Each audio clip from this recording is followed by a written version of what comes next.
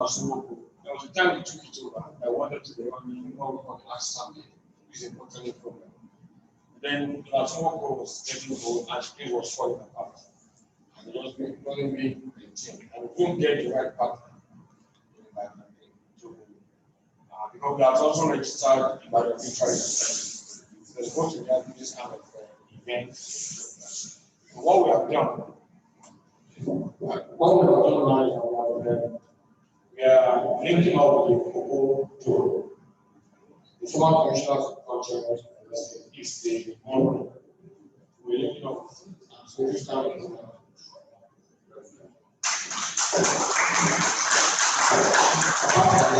there are also some neutral festivals.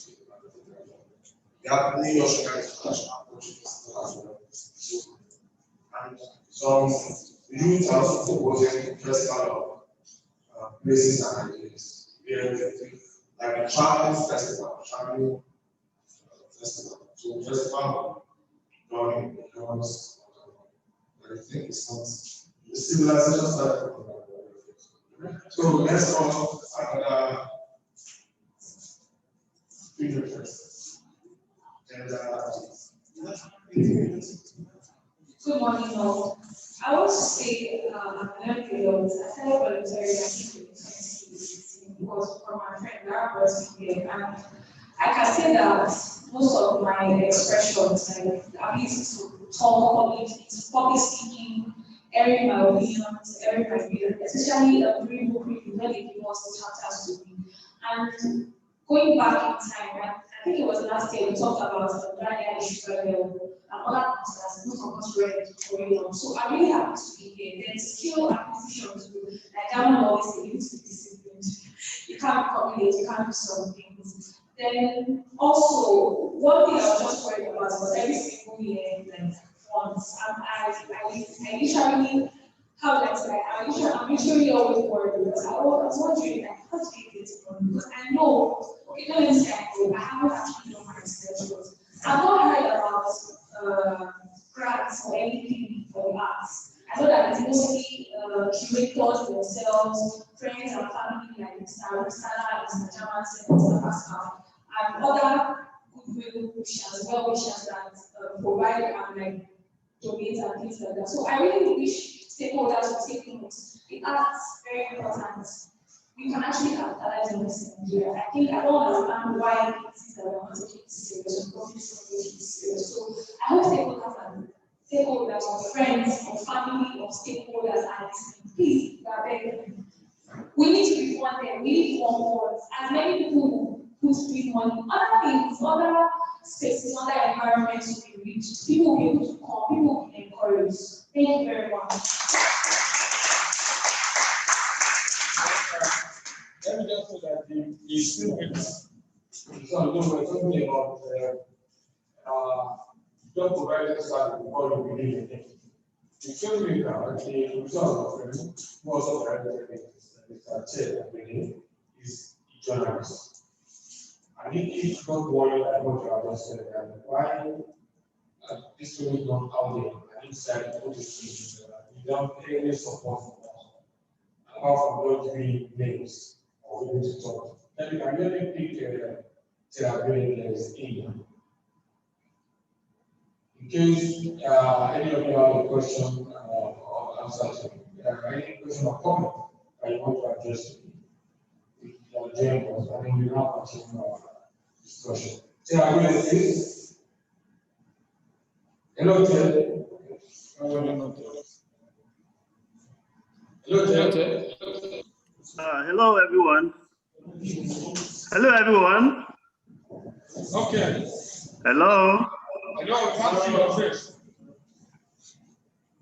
Yes, I'm trying to get that to work. I don't know why it's not working.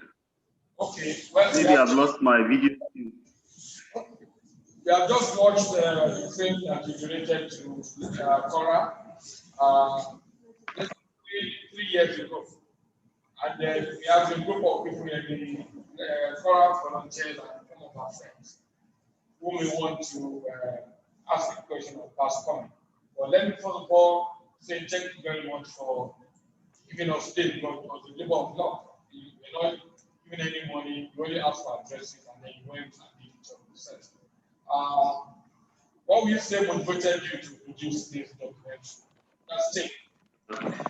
Yeah, I think the video is working now. Yeah, we don't watch it. Actually, I've not lost my skills. Hello? You have not watched it. I said, thankfully, I've not lost my video skills. The video is working now. Yeah. So, what motivated you to produce this film? Which is just global, just a few. Sorry, can you say that again, sir? I didn't get that. Oh, I said, I was saying, what motivated you to do the film? Because you were not consulting, you just decided to do this. You're a journalist, you also an artist. Then you thought you should do a film on CORA and LABAF, which you related to what LABAF was 3 years ago. What was the motivation behind it? What pushed you to I guess. Go ahead. Yeah, thank you for this opportunity. Thank you especially for even giving me the opportunity to do the video in the first place. You say what motivated me? I mean, you called me. I couldn't have said no to you. Besides, I like to try my hands at new things. And this was an opportunity to try something new, something that people will watch down the line, something that would document what had happened before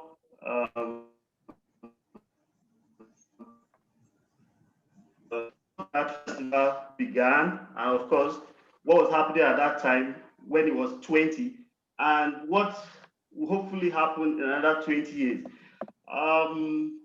That's what we really wanted to capture, but all we had was the camera and camera and natural light. And it turned out, we're surprised how it turned out.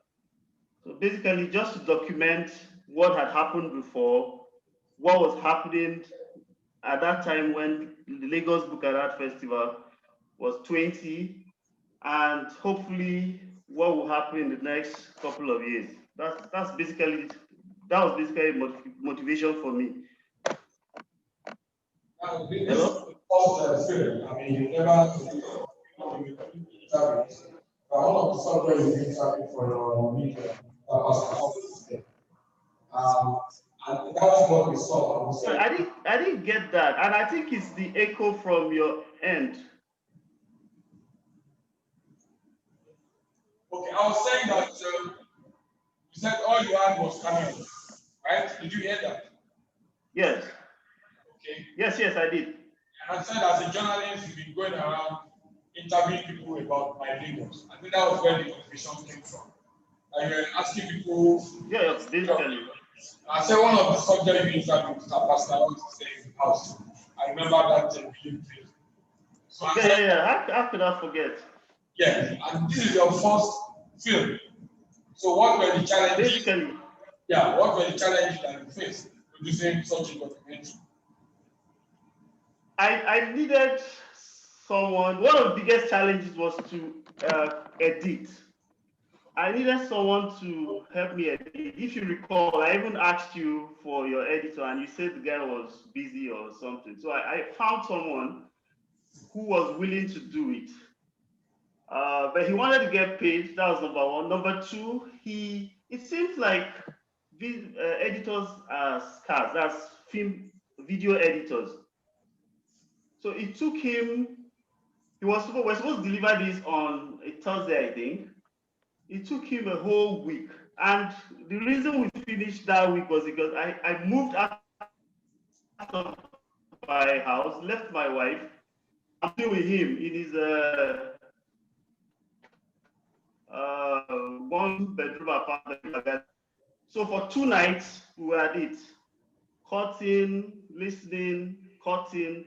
At a point, audio didn't work. We had to, lucky I kept all the videos. I still have them, all the rough work.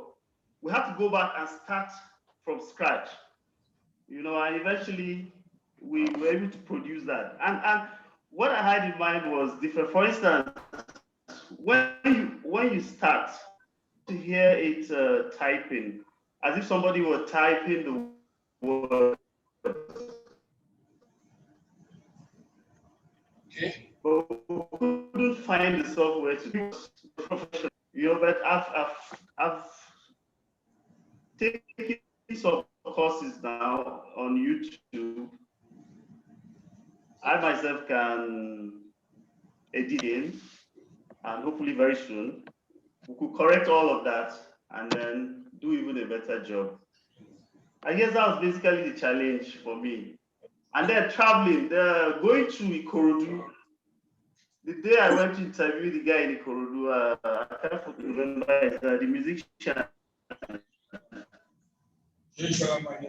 I spent the whole day on the road. But he waited. He waited because he knew I was coming from Oga German. So he waited. We kept on talking on the phone. I'll tell him, okay, I'm at. I kept on telling him where we were. That day was a terrible day for traffic in Lagos, but we did it, and it turned out to be well. So basically, that was that. There was the video, then there was audio. There was, which all of it I was learning on the job. We basically just started this Lagos, and I jumped into doing the videos too, which was another interesting thing to talk about too. So basically, that was it. The challenge of editing. The interview was not a problem. I mean, I've always been a journalist who loved interviewing people, who loved asking questions. So that wasn't a problem. But the biggest was to put it all together so that it would tell a story. If you notice, as you listen to it, it was as if one person was telling the LABAF story, even though they were both basically asked more or less the same questions. That was it basically. But it was an interesting learning process. I'll love it. And if anybody who's interested in doing anything at all, even if it's video, just jump in and learn along the line. That's just the best way to learn. Thank you. How long did it take to put this together? What? How long did it take? How many weeks or months did it take to put this together? Wow, it was. I think it took all of 3 months, because the hardest part was getting everybody together. We were supposed to do 20 people. As a matter of fact, I recall, and someone sent us a video that we couldn't even download. That video is still stuck in my email. Onyeka Onwenwe, he was one of the people who were supposed to interview, but he wasn't here. So he sent us a video that was 25 gig heavy. I don't know how he put it online. And we couldn't download that video. So basically, to get this 18 people, some were gracious enough, like to come to Freedom Park, but some I had to go meet them wherever they were. So it was I had to go to. That's the first question. In other words, the film is not ready yet. It's not fully ready. It's not completed. Yes, it's what I plan to do. Maybe we'll add 5 more people for the 25th anniversary, if you, of course, if you permit that. And then, because that's a milestone year when it turns 25, LABAF. So we'll add another 7 people, and we have enough time to do that now. So I guess we just start now. Immediately, all of us get vaccinated, or at least things open up better, So yes, it's an unfinished film, and but I was amazed at the result, at what came out, and how beautiful it looked. From my own point of view, because I'm sure there are people who would disagree. But don't forget that this is my first effort. I mean, I didn't go to any film school.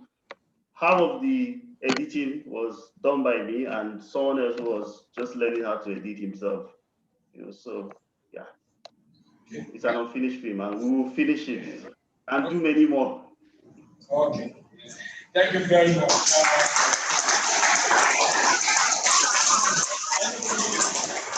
Anybody Anybody Thanks for having me. Thanks for having me. I appreciate it. 3 more minutes to this session. Anybody has a question or comment to make on the frame? Okay. Just a question or comment for you, and then we can skip to the next session. Please keep the mic away from you, just away from you, so the echo. I think that's much better. Good morning, sir. My name is Aribisala. And so the film makes sense actually. But I feel because I am jealous of the fact that you just put board members of LABAF. Sorry, I didn't get that. Sorry, you see your name is Gloria? Aribisala. Okay, Oriofe, yeah? So I am a bit jealous because you put, old members of LABAF. We and they are old now. I still can't hear you. You should interview us, asking what we gain always whenever we come for these festivals. So we would know if we are growing, we would know if everyone is growing. If you can, do something like that for the youth to knowing, are these people just coming and buy your time? Is it, you understand that type of thing? So please do that for us. Sorry, hello. I believe your question is very important. Hello. Hello. Yeah, I believe your question is a very important question. Unfortunately, I can't hear a thing you're saying. Okay, well, maybe I can hear. She says, hello? She's saying that the film is about old members of LABAF. Even though CORA, even though they were young when they started with CORA, that there are new members, young new members who ought to be featured maybe in this particular film or in another film. That's what she's saying. Are you planning to do something on the new? That's what? Are you planning to do something on the new young members? Basically, I mean, like I said, we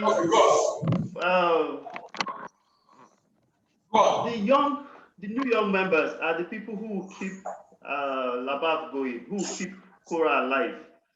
If we don't find out what the ideas they have for posterity, I mean, who knows what will happen? So yes, it's a very important point, and everybody should contribute, and we should do something. I don't know what it will be yet, but I'm sure CORA and I will have to talk about that, and we can document that. Luckily, German has given me the title of documentaries, and I'm still trying to fill those shoes. So we'll definitely come up with a lot that we can do.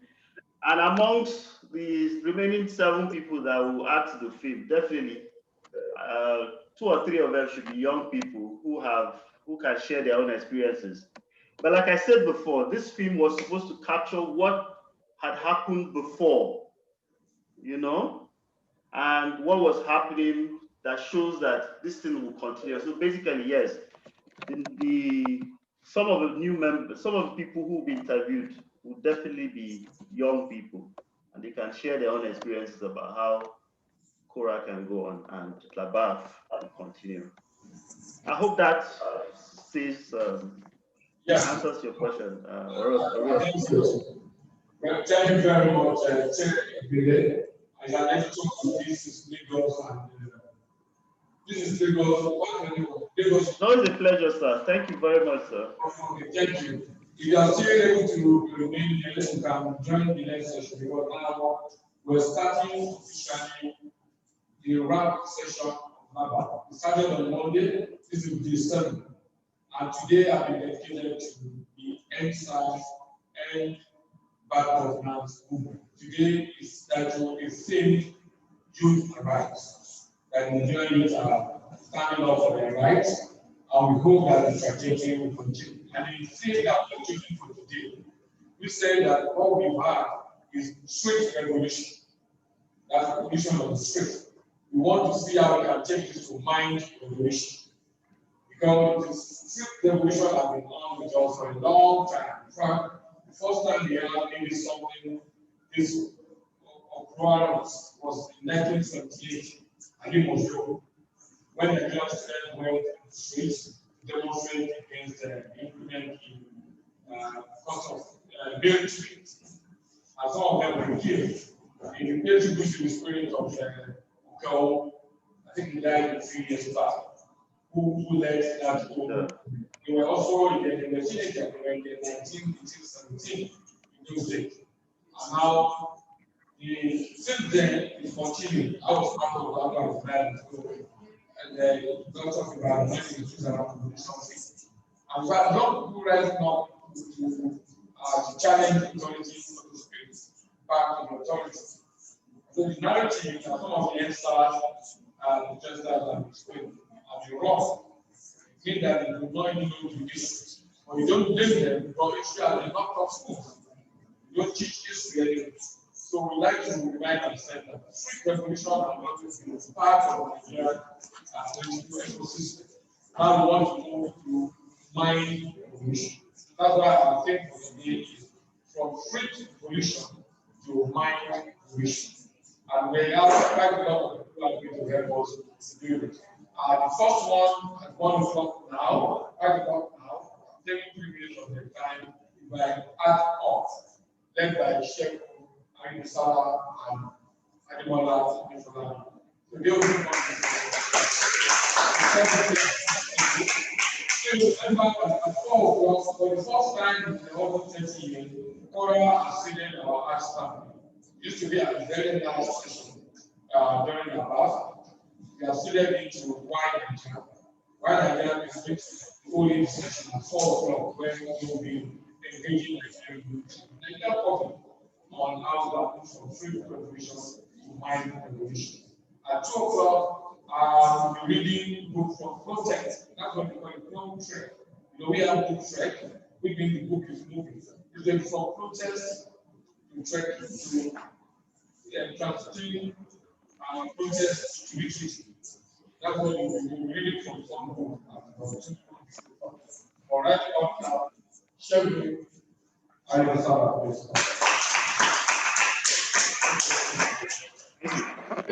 We have our youth section starting in the museum building, where Shola has to be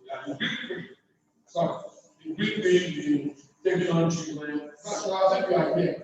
Also, Shola can tell us what you will be doing with the young people. Today, just for young people, ENDSARS, ENDSARS, or something, speak for, shouting.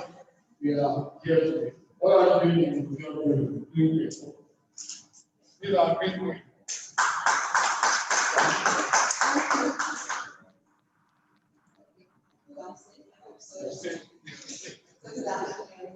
Thank you so much. So today, in the last of the Green Festival 15 at the First Coffee International event is just like what's happening there to right. It's basically talking about the ENDSARS, looking at promotions. The people are going to see are those who are different parts of things. So they need to be talking, but there's certainly a lot of happening, arrested, accounts are being frozen, and there's a lot of stigmatization of those of us. I'm saying so we want to know what is the way forward and what next, and that's what we'll be discussing today. At 2 o'clock.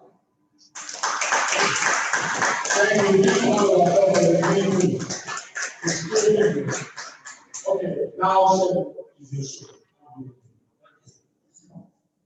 Good afternoon.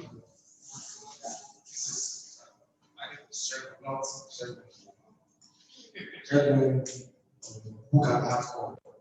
And book and art hall was started by myself, Ademola, and CORA. So we had to work with the directors of book and art hall.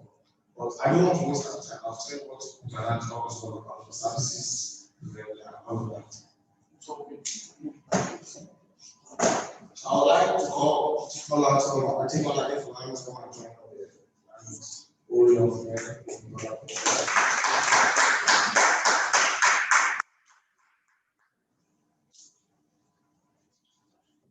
And we also have speakers that are joining us soon.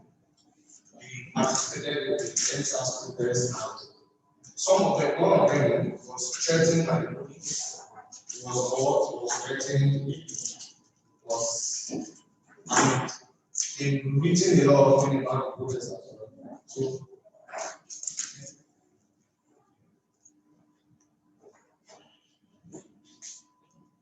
I can't hear you. I can't hear you.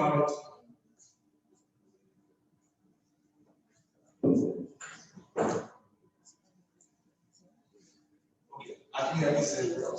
Please.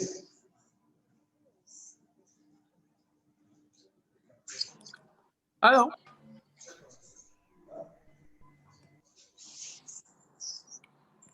You must please hear you.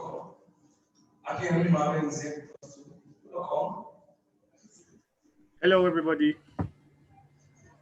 Hello.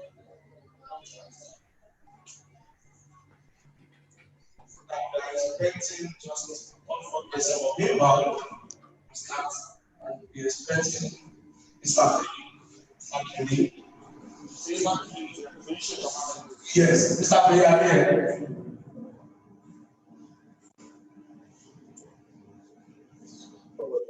I'm here. Welcome, sir. Yeah, thank you very much. So, Mr. Bailey and everyone in the panel, here with me, I have members of the book and art form. My name is Segun, and you know, this is Ademola. The title of this session, background, is ENDSARS, the revolution we created. So I'll start with the first question, and Ademola will continue from there. So the question I have the parent is, what does writing secure? What does writing secure? Apart from the agitation, apart from the protest and all that, how do we use writing as well as a form of protest to our agitation? Thank you.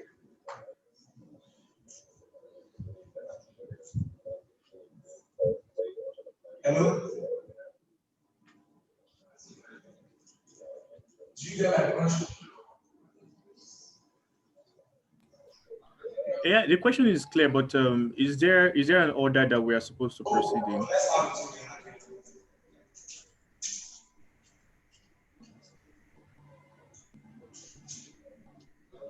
Are you saying I can proceed? Yes. Okay, thank you very much, Mr. Segun Aribisala. So, frankly, as we all understand, writing is not linear. It is not a black and white occupation, and there are always going to be perspectives that some people would see, and it would not be so obvious to others. That is why editorial styles are different. That is why publication styles are different.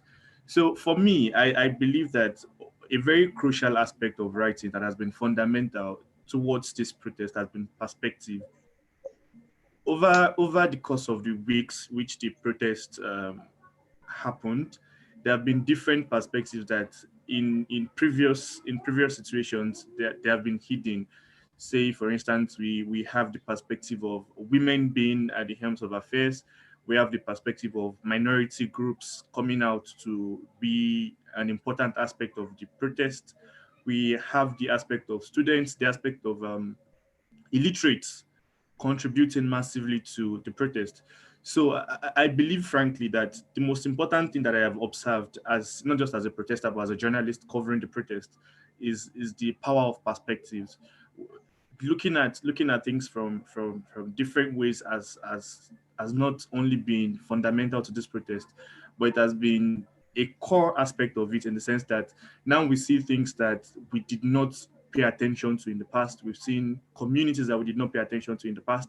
We've seen people that we did not pay attention to in the past, and we now understand more than ever that growth is a system thing, and systems have to work together in a coordinated manner if systems are going to be successful. So yes, for me, that is the part of the protest that I've been able to observe as a journalist. Thank you.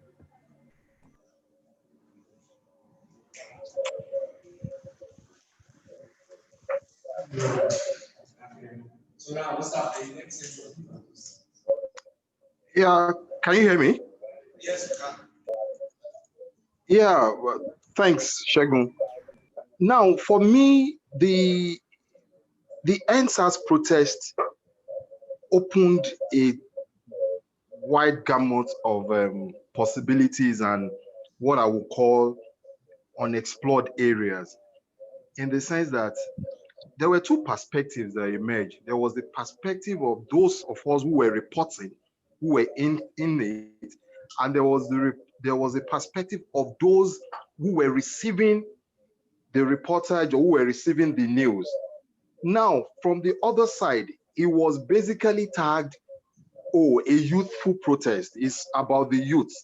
It's about, I mean, it was almost cast within a particular age range. But coming in on the inside, you would notice that there was no such classification. Yet, maybe the arrowheads were young people, but the inclusion was heavy. It was open to accommodate everybody. And regardless of your age, regardless of your position, regardless of your stand, the umbrella was wide enough to accommodate almost everybody, as long as you believe in what was going on. So while those from the outside were quick to say, oh, it was young driven, it was all about the youth. But I tell you, visiting the different protest venues, you would see that it wasn't just about young people. The inclusivity was heavy, and I think that was something that marked it different, whether in Lagos or across the federation, regardless of where it happened. It was open to everybody. So the perspective from the outside, the extraneous perspective that, oh, it was basically for the young, about the young people, was very far from the truth, because the reality was inside. It was open and accommodating, and it accommodated everybody from every walk of life. So for me, that was very instructive. It was, and over time, people were able to see that, oh, it wasn't just about young persons, but it was the fact that leveraging on the youth, leveraging on the strength, the energy, the focus, the resourcefulness of the youth, and that was the vehicle that drove the ideas to the success point, and as much success that it recorded while it lasted. Thank you, Dr. Let's hear from Martin Lewis. What do you have to say? Martin?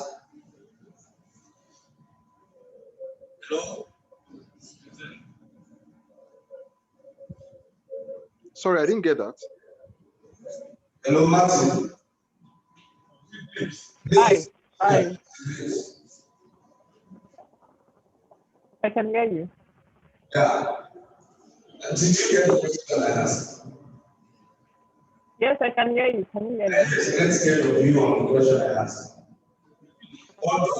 I did not get the question clearly.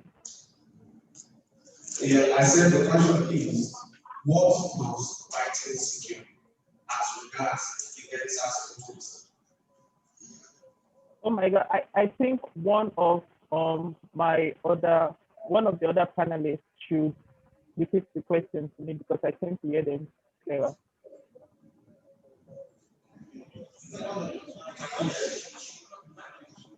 Can you hear me now? Okay, I can hear you. Yeah. What does writing secure? Do you get that?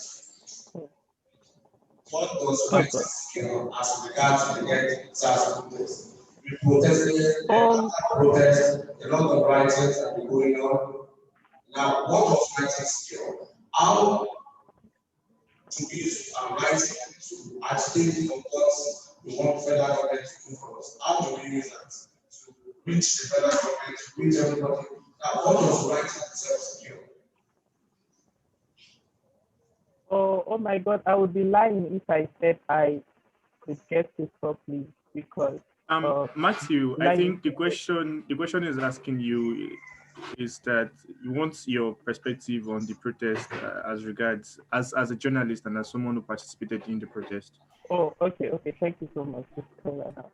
So for me as a frontline protester, it means a lot to me.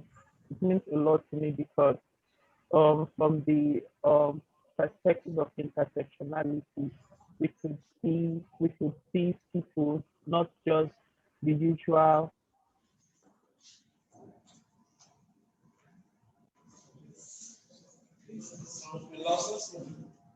Hello? Please.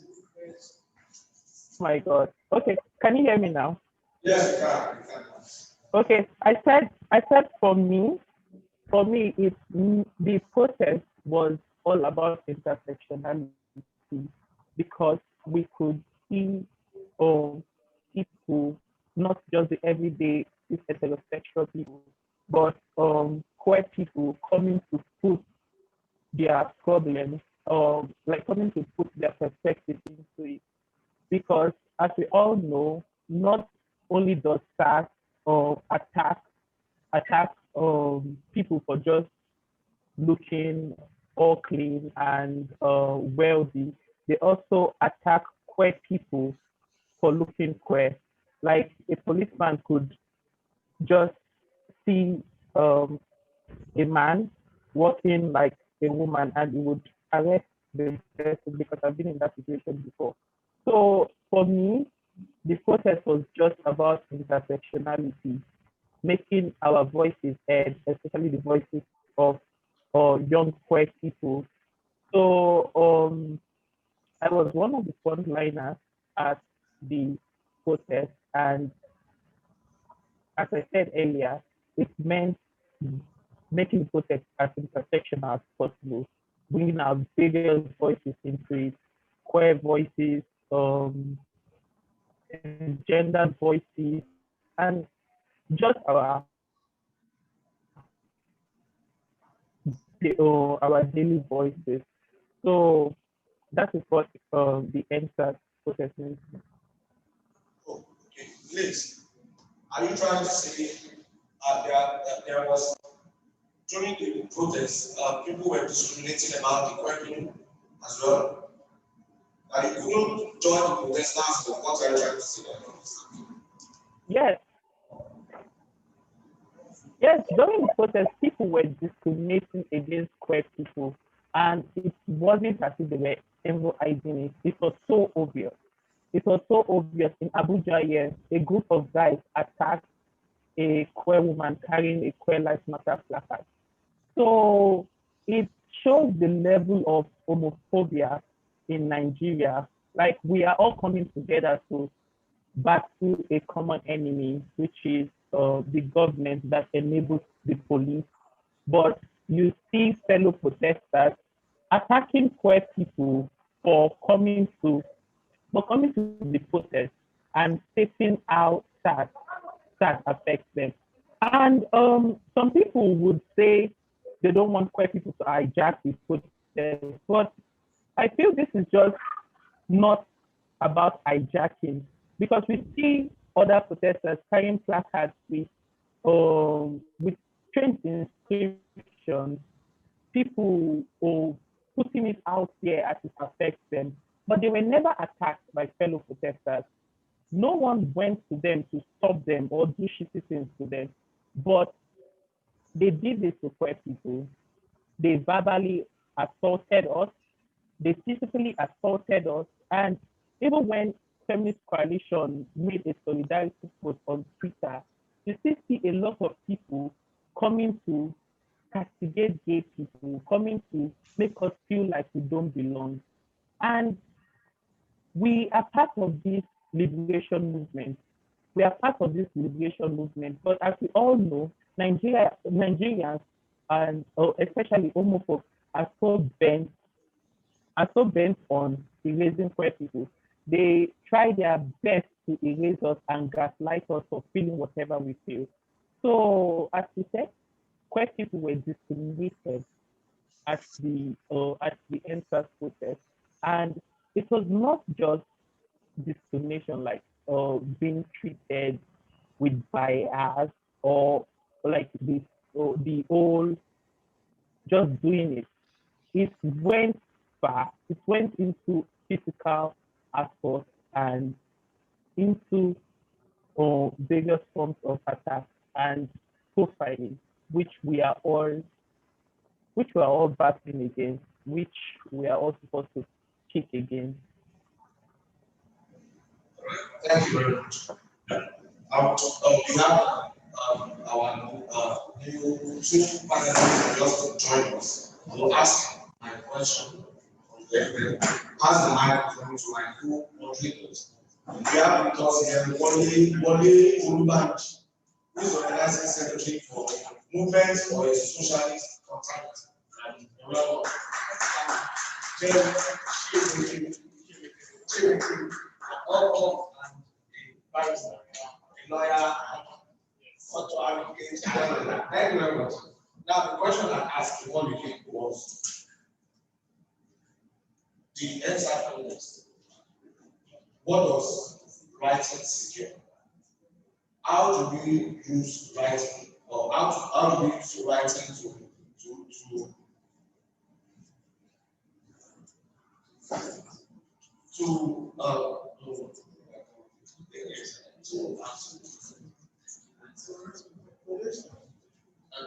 continue with the ENDSARS education, now that there are some physical, no more protests, so how do we use writing to combat that? Well, thank you. I should say that I'm there on the like I told you, the spokesperson of the university. I think one thing that we can particularly say about the ENDSARS is what we can call the gaps or shortage of ideas, even political ideas. I personally participated in one of the major providers at Aribisala. I saw it in the beginning. We were making contributions at the protest grants. The attitude of the experts in the first was to say, God, we don't want political grants. We don't want any more speeches. We don't want to be here, we want to be dancing, we want to be listening to music and cool. But something about the movement that I also observed from the fact that everyone understood that SARS still understand that police brutality is bad. But the movement, not everyone understood that the movement was beyond police brutality. People just say that, oh, we're not only fighting about SARS, we are also fighting for this, we are fighting for that. But not everyone understood the essence of it. So writing as a means of political education, that's where it comes. But it was not completely allowed. But so the credit of that was extreme. And one was saying that it was evolving. Towards the second week of protest, I recall that my organization circulated leaflets, and it was enthusiastically received by protesters, which was a far cry compared to what was obtainable some 3 or 4 days after that time, before that time. And that is, I think, to the credit of the point that during mass movements, it is always like a university of ideas. People learn by leaps and bounds. You have people who say, what we are saying is about ENDSARS. Now starting to say that, come, even to our yourself, we have to talk about this administration. For ENDSARS to everyone, end bad governance, and all that. But the point is that the movement will have been much more deeper in terms of political ideas, in terms of demands, even in terms of relationship with allies of the oppressed. We should not say that it's only, yes, young people have fundamental grudges with this crop of ruling class in the country. And what are these grudges? The population of unemployed people, I like to always use this example. The population of unemployed young people in Nigeria they are as large as the population of Rwanda, the whole country. And from the evidence I used to, if you can't tell young persons randomly, at least 6 of them are on the way. So really, young people are angry. They have reasons for their animosity with the regime. But this also doesn't mean that the set of people that are oppressed in society are limited to young, even the working class. The last time minimum wage was increased to 30,000.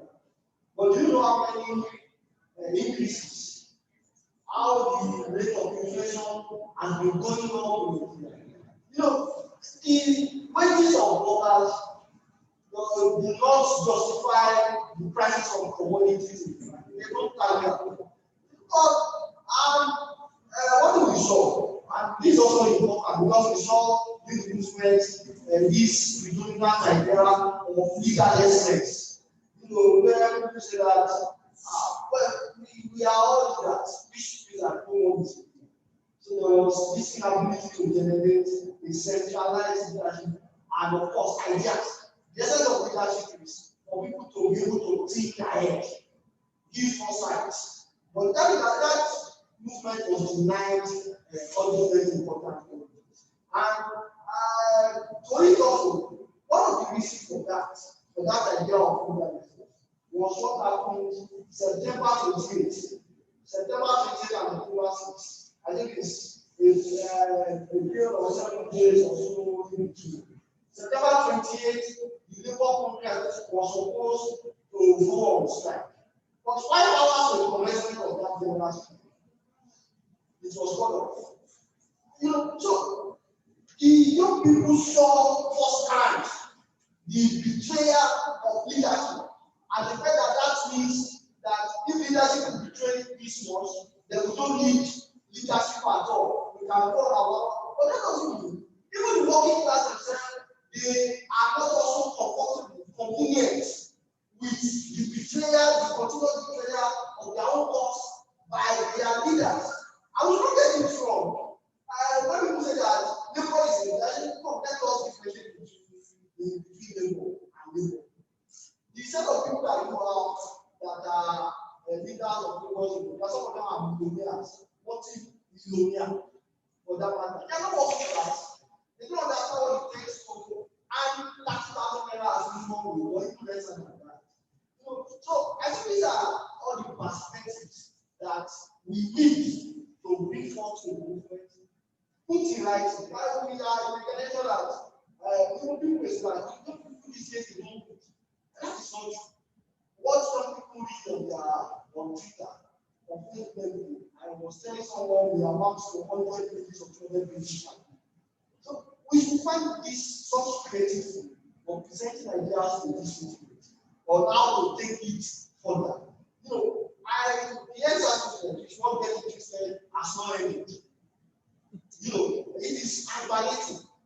And during this period of hibernation, what some people are doing is to examine what went wrong and let us join in this process.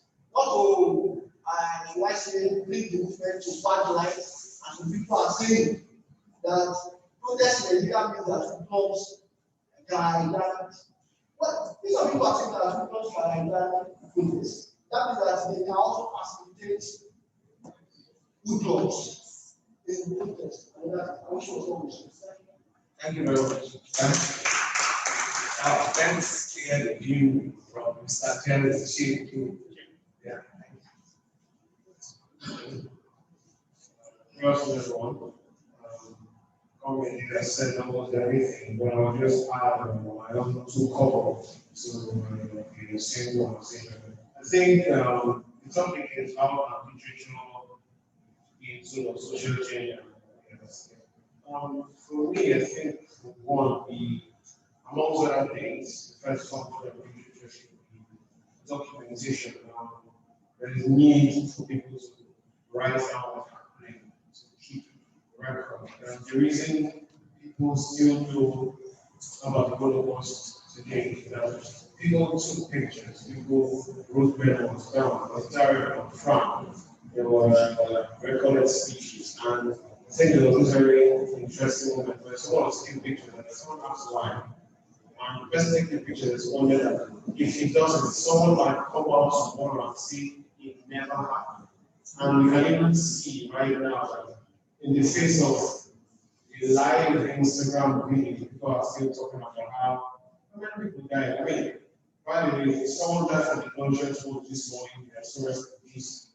But people are still saying from it never happened to thinking of just lying to seek asylum, to it was only planned, they were only shot in the air.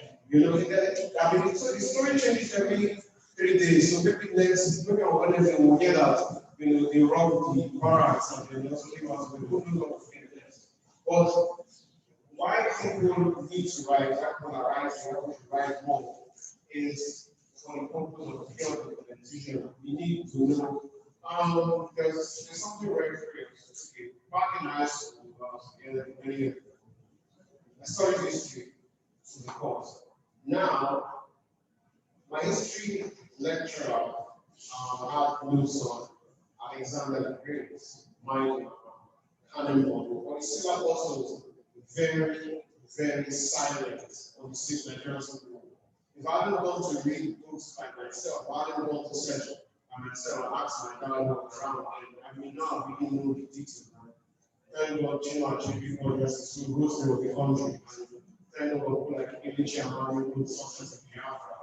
And other people who took out time to write full-length treatises on the various topics. So, what literature does is present memories and present the truth, or at least valid versions of it. In this age where it seems like everything can be sweet and stifled and censored, it's up to writers to put these things in print. It could be a blog post, it could be a series, it could be an interview, it could be a novel. I mean, I encourage anybody taking up novel writing or essay writing or fiction needs to incorporate these events here. And it's a good, I mean, it's much more that you have here. So yes, even I encourage easy makers to incorporate these events in their new field. I mean, for them, there's no market truth. There's very enough footing in the story. It could be a love story, it could be we found love at SARS, we're holding flappers, or we're connected numbers and everything. That sort of thing, but just move it around. So, and beyond that, literature also, sets the tone for relevant conversations. I was just reading one of the essays on our written by diary about ENDSARS, and among the nice pictures, he asked a very important question: is abolition of the police force and eradication of police brutality really possible? Can it ever happen? That's the conversation we need to have. Do we need to scrap the police force? Do we need to regulate it? And there's something going on right now. The new process happening. There are robberies at different corners of people. If you go to the police station, they'll say, not being our answers. Sorry, not going to do. We cannot work since we're not going for things. I mean, it's very derisive, it's insensitive, and it just raise questions. Should we, we do all accidents to do their job, and they really get it because we have asked them to stop shooting us. We know that those are the things we do have. It usually helps to create those lines of conversation, helps to create these questions. He was talking about the fact that people read 100 pages of Twitter, but it's not always easy to direct them to what they should look at, conversation they have, what should be trending on the trend scale of social media. So it usually helps to steer conversations. And at the same time, it also helps to steer the policy. If we weren't writing, if people weren't putting things out there, those in authority would not be so comfortable as to want to stifle free press, which means that they are seeing what's going on. They are getting uncomfortable. So what I would say is keep writing. Let's keep putting fire in one book. Thank you.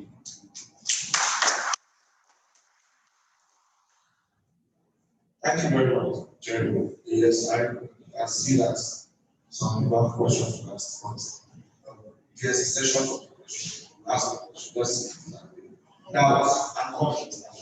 Now, I'm about to my co-moderators to ask if they have a question before we continue. Thank you.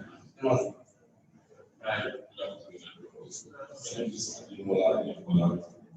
So, yes, Jerry, you mentioned something about literature helping to steady conversation. And the other day, I will read something from a Gulf News article. It says, in an era of modern media, such as television and movies, people are misled into thinking that every question or problem has its quick corrections or solutions. However, literature confirms the real complexity of human conflict. And then the panel is titled ENDSARS, the revolution will be scripted. So, an angle I want to look at the conversation from it's okay to script the revolution, but then what happens after you script it? What does the scripting do? Because I mean, people have been scripting the revolution, the likes of Africa, the had to leave the country, Mamapata was still. I mean, so many people are doing this scripting, but then it's like, because in 68, so in 1968, I mean, because in 1968, someone actually wrote something about the death of the African continent. Yeah, so I mean, it was the time when Shonika was in jail, Mukigo had just died, everybody across the continent, writers, in jail at some point. Then these are people that sort of grappled with these same problems that were killing people, and they did these things in the 50s and 60s. They fought against the authorities, but then it's 2020 and we're dealing with the same thing they dealt with in the 60s. So does the scripting really change anything? What happens after use? Because if you look at the overwhelming details and contents that we go from ENDSARS protests about police brutality, the government is still saying that all of these things did not happen. And then it becomes a case of the youth are saying this, the government is saying this. So where do we go from after scripting the revolution? What happens next? Anyone can. I'll just I'll chip in with the private person. I know a lot of people have things to say on this. I think it would be very naive to assume that anybody will feel that the government just fold up and just give up what has been going on, or just end police brutality at once. Is that very young or very naive, very touch? The thing is, revolution as in other things is a very gradual process. It's, I mean, in some places it's a longer road than others, and unfortunately, we are in a continent where leaders have a way of holding so tight to power until maybe they fall ill and die, or something, realize that they can't pass on to their children. I think with each generation, each generation has peculiar challenges, and with that, I think we are handling things. The terrain in 1968 was different from the terrain in 1984. Although 1984 is kind of like 2020. It was also different from the terrain in 1995, and it's just very unfortunate that what's happening in the supposed democratic dispensation almost looks like what happened 2 decades ago under the British government. However, I think literature just provides pointers to what's happening on the ground, what are the possible solutions, and also documents the mistakes made and how they can be corrected in the future. I don't know who was here on Tuesday when we discussed the anniversary of Israel, where they are going to point out a few could mistake that there is a wrong everybody in pushing for the demonstration of the good people who were literature puts those things in perspective and also expand the conversation. So you can learn from the past, scripting, and then also have a guide as to how to approach things in the future. I think in terms of writing, and you know, sparking revolution, it's like using a hammer to hit a wall. You don't want to strike, you would eventually make the wall splash into pieces. So that provides the window.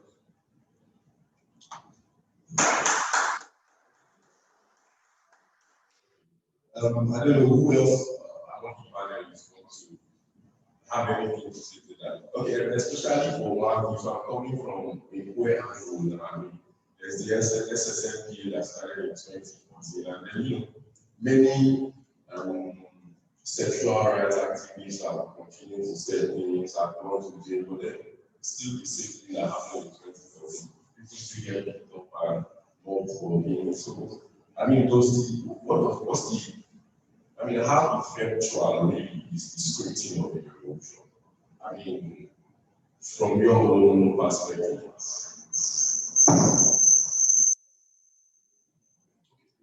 Okay. Well, I believe that what about the participation? It provides evidence. Sometimes things like this will be signed, they will be correct, they will be signed. Sometimes unrealistic, sometimes very realistic. You know what? In the case that we have like that signed, even for Jewish society, they will not translate to the Jewish society that accepts. You know, without the conscious effort of organizing. You know, and that's where even the writer has to become an organizer.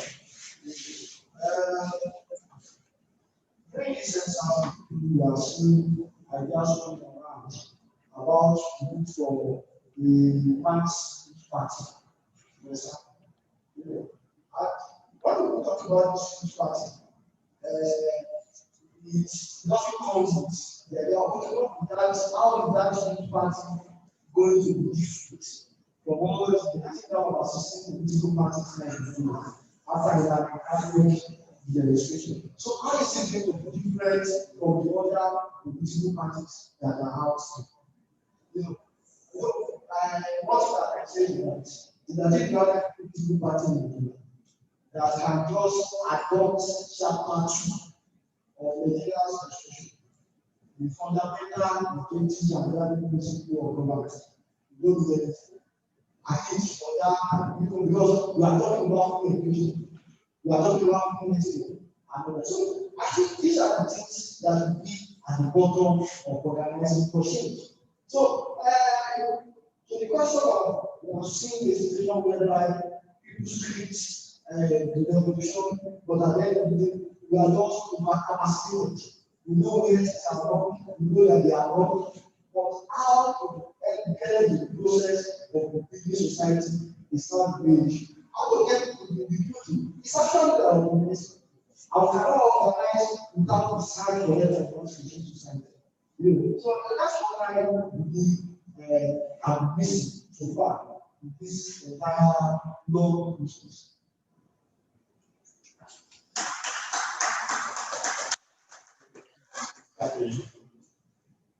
Sorry, I didn't get the question. So my question is, can you hear me clearly? Yeah, I can hear you. I can hear you. Okay, so my question is, assuming that someone, Jerry said that literature at least helps us to track all of these things to understand the conflicts and the complexities of our existence. So I am saying that the panel also says the revolution will be scripted. So I'm saying that what happens after we script the revolution? Where does the scripting, where does it take us? What are we supposed to do after scripting? Because I don't think it's just enough to script the revolution, because people have done so in times past and are still here. So I'm saying, what happens after scripting the revolution? What's the next step? The interesting thing, can you hear me?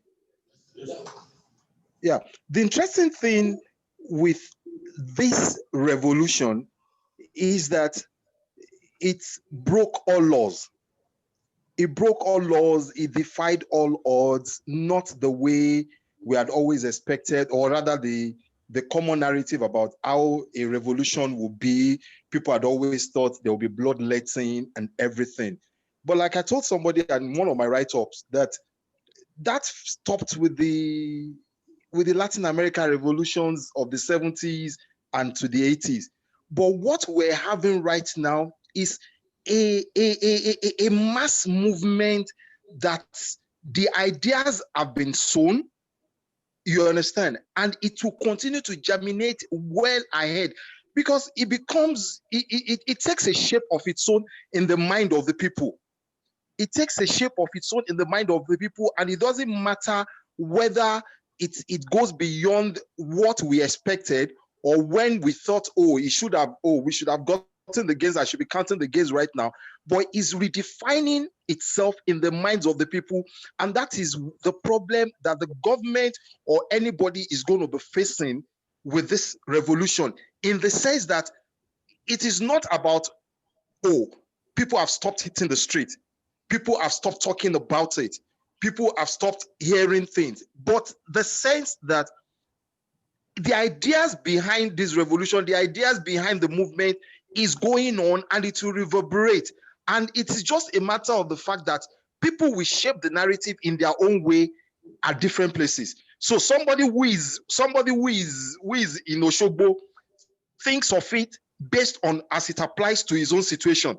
Somebody who is in Ungeru, or another person who is in Abakaliki, or somebody who is in Songwater or in Ibadan, will always find a part of it. So it becomes like the mammoth elephant, and the 7 blind men, that whichever part you touch, it means something to you, and that is in itself is enough for you to drive and push to the to any extent. However, one point is that the advantage that this type of revolution, or this revolution this time around, that makes it different from all others, is the fact that there are multiple perspectives to it. So it's not just about ENDSARS or discriminations against some people or corruption. It is an all-encompassing thing. So different people will lead it in different ways. So there is no head, there is no tail, there is no right, there is no left. It is all full, and everywhere can be pushed in different directions. So today we may just come out and say, we're moving in this direction, and that is what we want.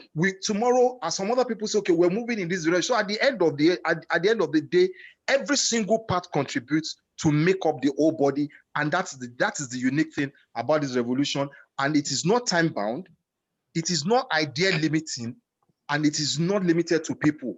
It will all go on, and it will continue to reinvent itself until everything is able to be, until everything is accomplished at the end of the day.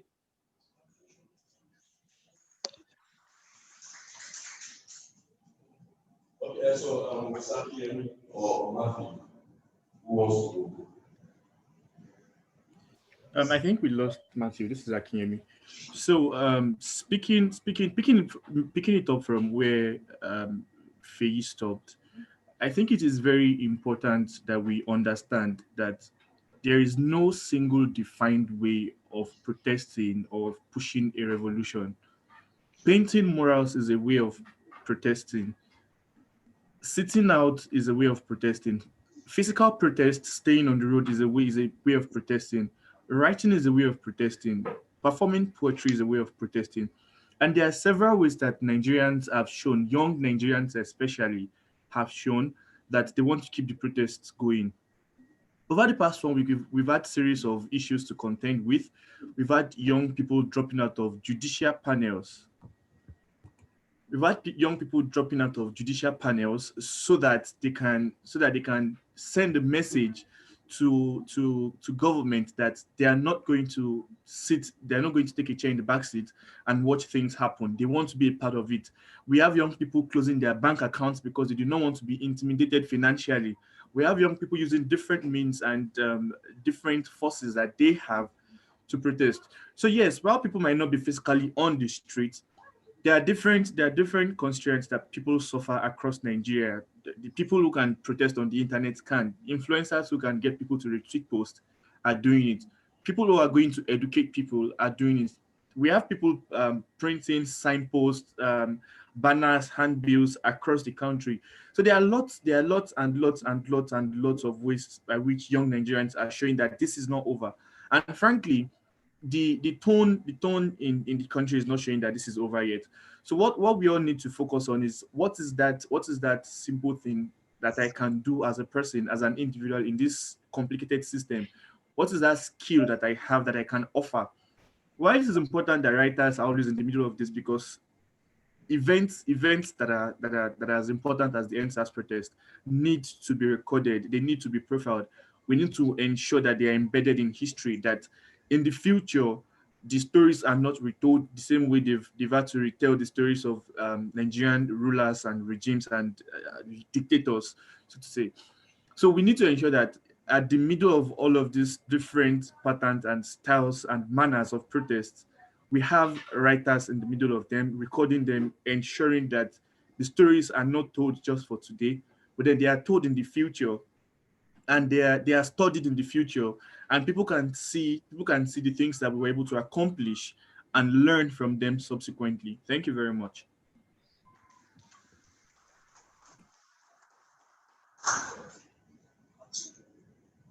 Do we still have format to debate?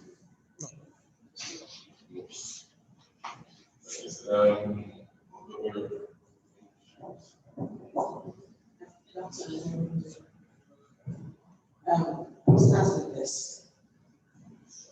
I came to the one last year confused, and I asked the question, and this question is coming up again. What are we to do as youths? When I asked this question, Grandma Adela said to reply. She said, we should read. Think on what we've read and act on what we've thought. I'll stop there and give you a first-hand event, a personal event of the ENDSARS. I didn't join the protest at first because I expected it to end in a few weeks as most protests had ended. But when I realized the ENDSARS protest was as a result of an accumulated anger and pain, which I was not getting to, I decided to join the protest. This is my personal right. Long before then, I had deactivated the social media account for search WhatsApp. I posted a lot of WhatsApp and went out having arguments with friends, even though my brother was against it. On the 17th of October 2020, I saw my fellow actor, friend, and colleague, Ademola, on the status of a few other actors and filmmakers with an action R&B. I was shocked. I made a few phone calls and realized Diallo had died 2 days before and she was to be buried from that day. It turned out that Diallo poisoned herself. She was tired of the whole thing. A day came past without me blinking a tear. I didn't come on the protest the beach because I was depressed and my son was ill. He had asthma and Tuesday was a screaming day. Very early on Tuesday morning, I took him and made my way to the University College in Ibadan. You see it. The roads were blocked. Vehicles kept turning and taking different routes till we found ourselves in the zone. A young girl fell right before my eyes. An elderly man fell. I shivered in bed as I held my son. I cursed myself for bringing him into a world of chaos. I cried as I saw real bullets for the first time in my 21 years. I can't really say this was how we got home, but we got home and I made sure my son was safe with my mom before I ran aggressively to the protest ground. I knew my friends would be there. We would scream with one voice, I said to myself, and the blocked ears from our leaders would be open. On getting to Igbo Road, people were scattered, running for dear life. But the words of the writer about the revolution kept echoing in my head. The man dies and all keeps silent in the face of time. I pray those words don't get me killed someday. Despite shivering, I kept on saying I would not keep quiet in the face of tyranny. I went from the road to challenge, not to a job, but the word seemed to be on the wall. All of a sudden, I heard my name and I looked back, and as I looked back, Down came to Ademola, a friend of mine. He had been hit. I saw his attackers ahead. I wanted to come to him, but it was left for me to decide if my son would ever have the water to look up to in time of need. Or my friend would remember I was the only one that held his hand when he died. My head converted my legs as I chose to go. On my way back home, I was in front of my friend's desk, Francis Michael, another one, who we call Adefolabi. Francis was 24 years old. I saw him in Lagos during the first few days of the protest before I came down to Ibadan. He was an actor. He studied at Segun. Adefolabi was shocked, but Adefolabi's health didn't get to him soon enough, so he left us. I haven't slept since then. My eyes are always swollen. I sought for sleep, but it never came. I needed just a minute to get away from the happenings. I tried distracting myself so well, but it was impossible. I later heard that Ademola survived it, but his parents has refused to allow him to talk to his friends. I guess he was scared. Why did I do the protest? On the 30th May 2020, a date my 21st birthday, my baby sister brought my son to me because I wished to spend my birthday with him alone. I needed to impart a few things in him, and I felt it was best to start now when his brain is still fresh. When my son came, I noticed his hair had grown, and I didn't like it because he looks more handsome to me when he has nice hair. So my sister and I took him to the Aribisala. I crossed the road with my son as I left my sister behind because she was meeting some people. It was time for her to cross the road, but she slowed down, and I heard her shouting at an approaching bike whose snail-like movement was delaying her from crossing. The bike man insulted her, and as an Ibadan, she returned with the insults, crossed and entered the salon. Just as she entered, the man on the bike parked his motorcycle. Listen to this part. He got down, entered the shop, and landed a slap, which shocked the sliding door. Before anyone could defend my sister, the man brought out his gun and pointed at my son's direction. Nobody spoke. The words that came from our mouth were sorry, sir. Sweat rolled down my head into my eyes. It is of course foolish to fight a man with a gun. But at that moment, for the first time in my life, the words crept in my head. The man dies in one of his silence in the face of tyranny. I wasn't going to let the man die in me. I stood in front of the gun, though I was scared. I wasn't going to allow a mentally retarded girl whom the government gave a visit to point at my innocent son. I was ready to take a bullet for him. The father and other people dragged me back as they apologized to the man. He looked me straight in the eye. I saw fear in his eyes, and I immediately used the opportunity to speak louder. I guess my whole head scared him, or the parties I had in my neck and fear. The last part. My sister asked to stay for a week, and each time I remember a gun was pointed at my 3-year-old son and me. The protest therefore was an opportunity for me to express this thing I had kept in me, and I wanted to express my anger. We complained of being killed, and we responded with bullets. I have no idea why it is so difficult for the Nigerian government to abolish SARS, despite the death records that prompted the protest. Despite the live videos, despite everything, they still claimed nothing happened. There are videos and pictures and lots of evidences to show a fake government that killed children when animals in the bush protected theirs. I tell you, I am sad I brought my child to the world because the state is imperative. Now, where is the stand? Different people of different creed, perspectives, and religion came together with one voice without discrimination. It made me understand that we really believe in love, in unity, we really want to. And for the first time in my life, I was proud to be a Nigerian. If my generation would stand up, then I think that's enough for me. But there's this question that still lingers in my heart. Is Buhari really dead? If he's dead and those with power gave us to be without telling us our president is dead, then I believe Buhari was murdered. And if the barrier is there for real, then I think it is okay to go to work with the government. Just like people, I think the youth and government should go to war. Let's declare war and show the government how silly, how they are silly, foolish and selfish decisions and affected us. You know, we can't really keep documenting. And this takes me back to the reply Mrs. Dr. Ademola sent me last year. We have read, thought, and acted on what we have read. Just like she had documented the revolutions. Just like all these writers have documented the revolutions. History has repeated it and the same thing happens to us. Now, these writers documented the beginning, the reason why war broke out. I don't want to write the beginning of problems. I want to write the beginning to the end. Happy endings. That's what I want. I don't want to write someone's generation. Reading what I write and I'm not going to ENDSARS. And then we're okay, that was also do end question using the primary schools and that's what it's there. You don't hear anything, you don't hear what it is a fight to finish. And I think if you just sit back, you know, want to write. I'm not saying writing, we anything must write, shoot films about it.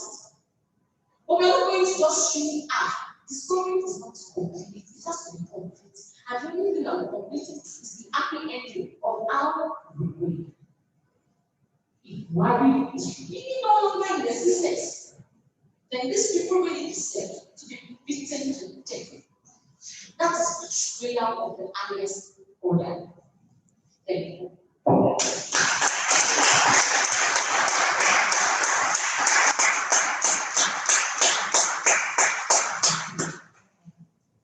Thank you so much for that. Okay, so I think we have only Adefolabi here. Okay, so yes, my friend here mentioned something about everyone apart from being a writer being involved in the reviewing process, right? Being actively involved. So, and then from Gloria first, the thing she read, this is what I'm trying to say. So, what if you just want to be contented with documenting, and that's all you can do? Because I mean, if you saw like 3 of your friends die, you always valid. I think it is fair to also blame anyone who just wants to write and not actively involved in relationship. So, but what I'm thinking, obviously, literature does not secure like that or secure communities because Parasite always says something in one of the essays after a speech he gave at the annual workshop Association of Nigerian Authors. So, the question is between scripting, between writing or creating content that sort of document those experiences that document the revolution and then taking an active role in active role in relation, maybe like moving on from the scripting now. Do you think that with the cases of violence that have been targeted at the people the government or ENDSARS promoters, and then do you think that anyone would still, okay, there might also be people that might still be interested in taking those? So my question is, how do you reconcile the fact that in a nation like Nigeria, sometimes even being a writer and documenting these things puts you at risk? And then we're talking about moving from that point to being practically involved. But how do you reconcile that in a system like Nigeria, where obviously the government is lawless and then you can be targeted? And then because right now, I think someone on Twitter yesterday still put up a flyer against that, and then it's been like almost a year. No one still knows the way about that. So how do you reconcile those two gaps from documenting and then writing, but putting into consideration the fact that it's in Nigeria and then you can be targeted and you can be killed? I think my response to that will start from the difference between a mobilized society and a passive society. In a passive society, you have all this coercion, military, the police, bringing all the instruments of force about. But when you have an already mobilized society, when people are already active, when there is solidarity between the working class, even within the rank and file of the force, it becomes very difficult for us to have all these instances of intimidation or whatever. But if society is passive, as we saw it before the ENDSARS contest happened, and after its edge, you have the states bringing about the police, the armed forces to coerce people. And I think what is about that is still the question of what we can do individually as opposed to what we can do collectively. Let me be honest. I think myself as well, we're going to the Alausa protest in the height of the ENDSARS protest. And we observed that police were gentle, were good, proper conduct during those periods compared to what was obtained before the ENDSARS protest. So the effect of the ENDSARS protest was brought to bear, even on the matter of fire of the force. That's number one. Number two is that the people we call military officers, the people we call soldiers and police officers, they were also recruited from society. They also have their own grudges against the authorities. Something that happened very recently. Some soldiers have been fighting at Onu fronts against the CORA in the past 2 or 3 years. They never given any relief or so. But after the ENDSARS protest, because the military wanted to be careful, not to have disgruntled soldiers in their ranks, they take them leave, they can give them, and they should be returned to civilian population. So and that is one example that we know. We know some of these same soldiers fighting the war who are forced to pay their allowances. Some of them have their allowances stolen by their commanders. So what I want to bring from those examples, by the time society moves, by the time the oppressive society moves, they will find companionship, they will find solidarity among the rank and file of these people that carry arms. So, but the mistake we will make is to now atomize society. Writers belong to one category of society. Traders, they belong to another category. Traders was not relate with writers. Writers relate with workers. That is what the oppressors, that is what they will always capitalize on to continue to intimidate the rest of society. So I believe that what I mean, that's true. I think I was saying it with another friend the other time that there's this like a tendency of the Nigerian authors, of the Nigerian writers to place themselves in the position, that completely separates them from the society they are writing about. They don't connection. And another person was telling me about the example of this media who had to relate to the spirit, who had to get his scholarship from within the street. So I think it was no bad to those examples, to even build what we can call line of defenses against attacks, against intimidation from the state.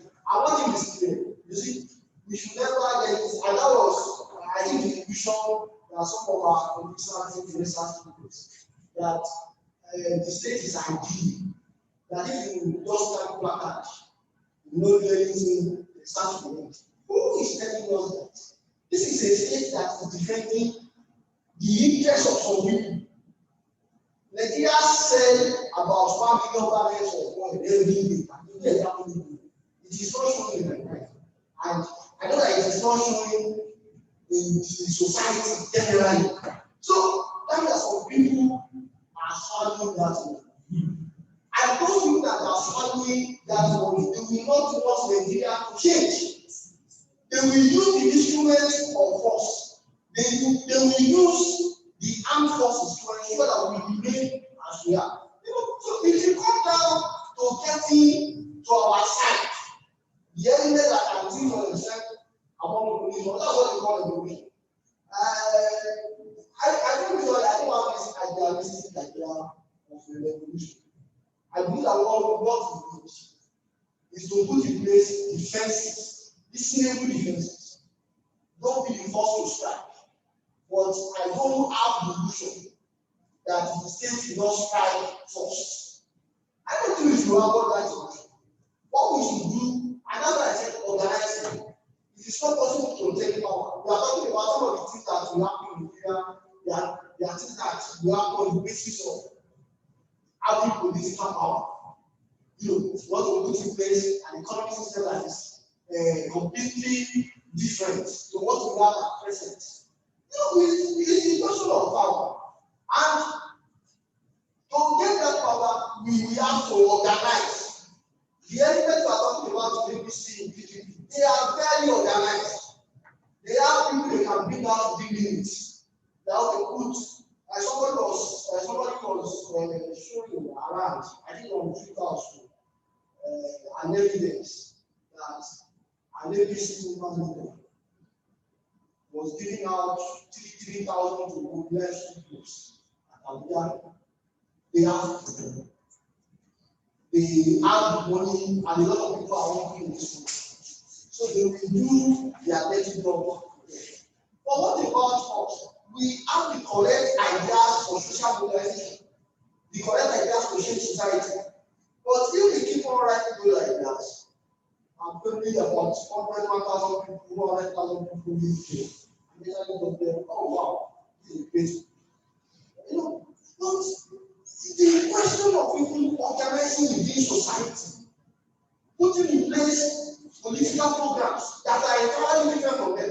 I do some of issues that we are talking about. For example, the APDP elements will go and set up APC PDP, no APC PDP, APC will go about to set up their own youth party, and they will fund it, and we have mass following. But those of us that are different, we are talking about the genuine youth party. The people in the PDP are this. They cannot cut the salary of political commissioner. They will never do it. But for us as a party, if we say that we are setting a party and one of our political manifesto is to cut the salary of political, the senator should not hire more than the university professor. No senator in Abuja will want to take that kind of initiative. So I think these are the points of difference. Ideological differentiations that we need at this moment. So it all boils down to what I said, political organizing, and we clearly the point of differentiation in political ideas. Thank you.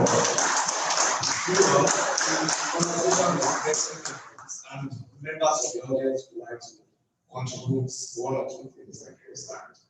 After the members of the audience, we have the panelists read from what they've scripted about the protest. And everybody from the audience can read poems, video, whatever written about the protest. Let's read the members of the audience.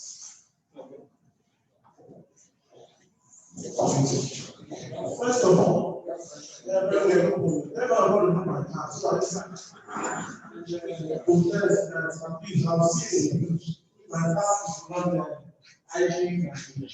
My name is Ayo.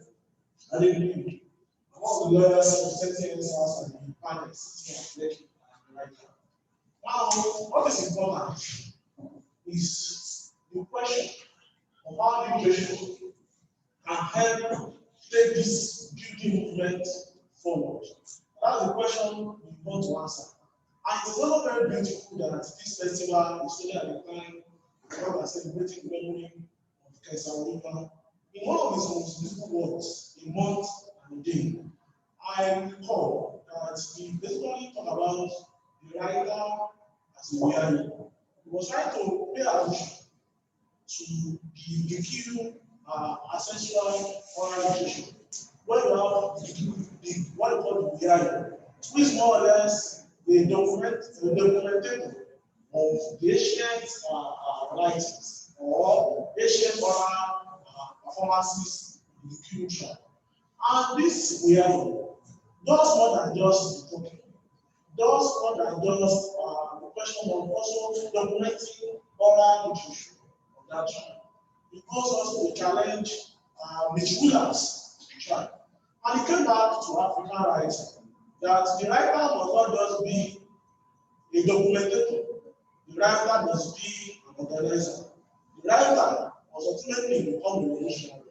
And he made the comparison between Achebe and Soyinka to that particular one. Now, of course, people with arguably the profundity of the works of Achebe, and that is one opinion of Kesaroliba, that, of course, the lacking gap of activism like Soyinka, there was little or much beyond those facts. And that Soyinka made much impact based on the fact that he entered the dressing room of activism.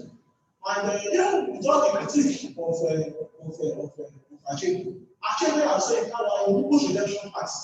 We need to organize. We need to organize both legal, we need to organize also political.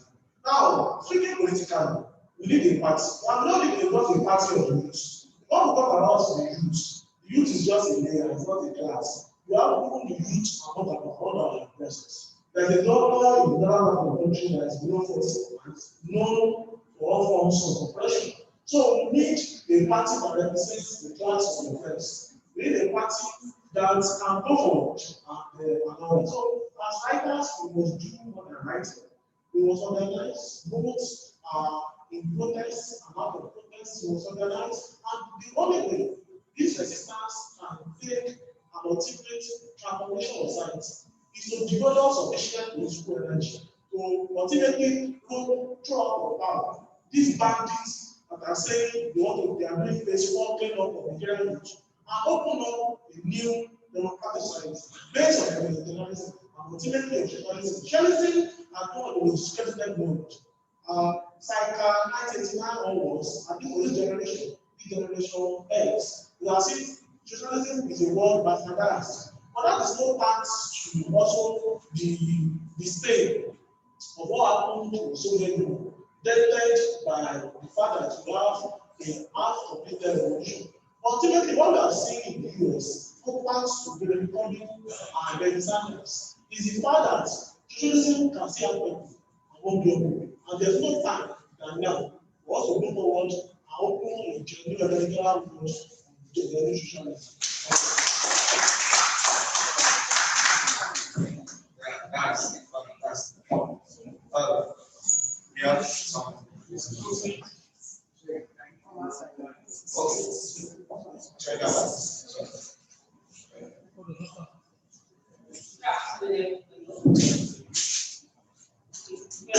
So while you were trying to think of the writing down my observation. First of all, I feel like the ENDSARS protest shouldn't have ended the week ended because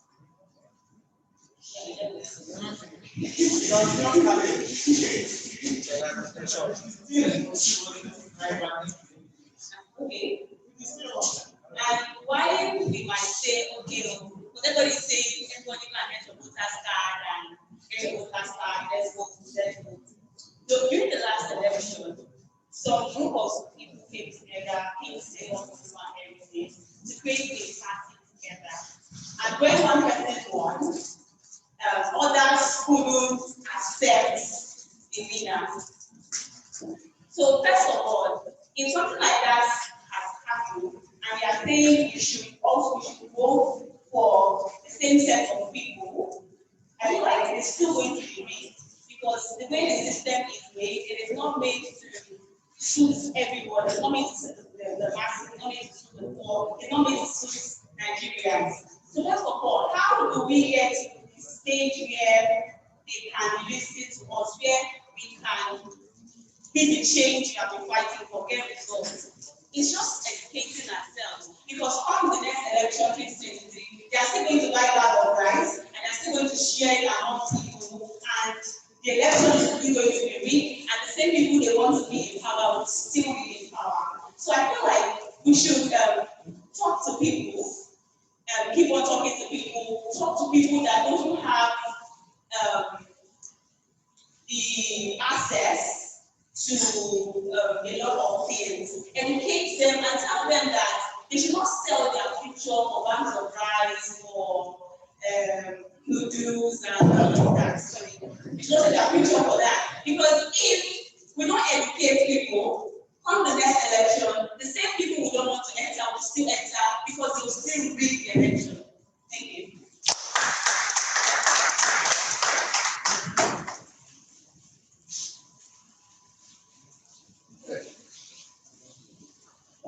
Thank you. Not exactly a contribution, it's a question to this wonderful. Yeah. I'm afraid of sounding or coming across as an let me introduce myself. I'm Veronica, and I'm an editor for the Stockholm Review of Literature. It's just a question to him. He said he tries to separate himself from idealistic ideas like revolutions and all of that. My question is, okay, now he also said that we should try and organize as youths. Youths have been organizing for decades. They find a way to speak for all sorts of organizations. My question is, why should we give out revolutions? See, there's something I've come to understand in a few years, decades or more. The only power to understand is higher power.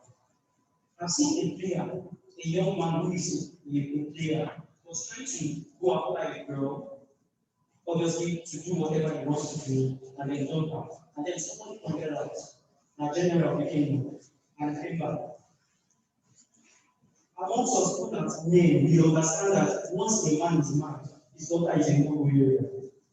You understand? I was telling somebody that as soon as I had a daughter, I'm going to buy a gun. Okay, now let me explain this. The problem in Nigeria now is like somebody comes to your house. Okay, you are talking about dialogues, having dialogue, trying to organize. Somebody comes to your house, bringing your daughter, and you're trying to have a dialogue and trying to organize. I'm going to blow up your brains. I don't know that you understand. Now, if you look at it, okay, now there's a massive exodus of youth going outside Nigeria, they're all disappearing. Now, you look at every country they're going to, France, European countries, America, all of them, at one point in time, they had their own revolutions. People, Ghana, what is this for in Ghana? We should take away the idea that blood cleansing is an evil thing in quotes. Nobody gives power to you.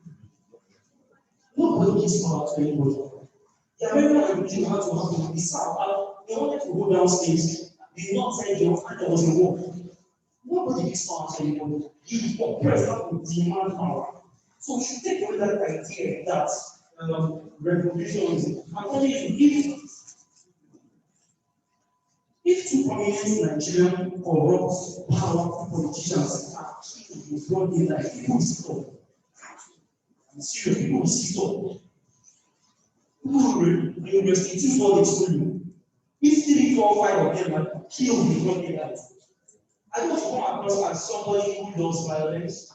Myself, I don't really like violence, but in this world is not a world of human nature, the human condition is It's not structured around so much dialogue. It's not structured around organizing.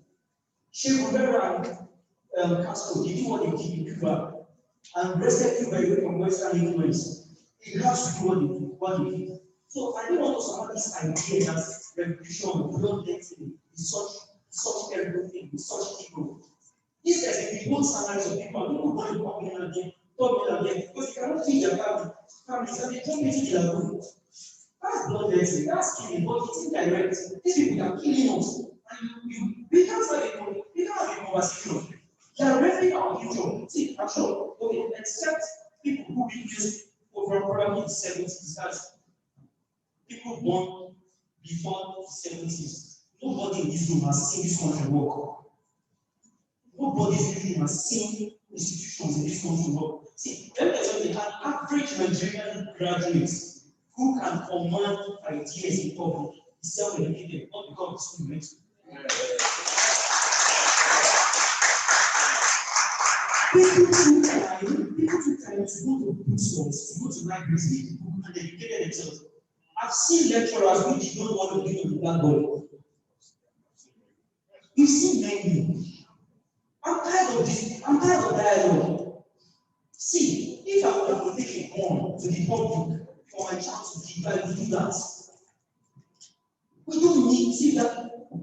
I don't see. Surely that I don't know. I think probably when I don't believe it forever, I don't want to do it. But I hope that I think I was telling the coaching. I think that I very something. I said, we say he can't shoot that or something. Then he has to be the 43rd God in you know. What that man did. See, so we don't have the liver of the lungs. Yes, look at this country. What Obafemi Awolowo did, the kind of ideas that man has sparked. If you read his books, you ask yourself, how come this country still exists with people like this? Dialogue can't do this thing. Okay, if you read the book, I think it was Ireland. There was a time in history when Ireland had these laws that it was very misogynistic laws. Women can't do this, women can't. And the women struck. Yet they left their husbands, left their marriages. In 1 week, the law are really everything. Because we need them. See, these people, they need us. They need us. So we have, okay, let me not say we have to strike, but see, let us take away this idea that revolution is bloody or it's too. Nobody has seen the country work here. I've seen people who went abroad, they next to me called me. They said, tell me, I don't understand. See, when they enter the system that works, they do not understand that if I queue, once I find Nigeria, you understand I will queue. It might not still be the we still have to find. Now, they understand this system that if I queue, I still will be served. In Nigeria, we queue. You have to find a way around investment in your queue. If you are applying for something, you still have to find a way around. They're short, it's like a culture shock. This thing works. So let's take away the idea that revolution is terrible, it's such a terrible thing. If we must preserve our future by revolution, we should. You are saying you are ready for war. So, yeah, thank you.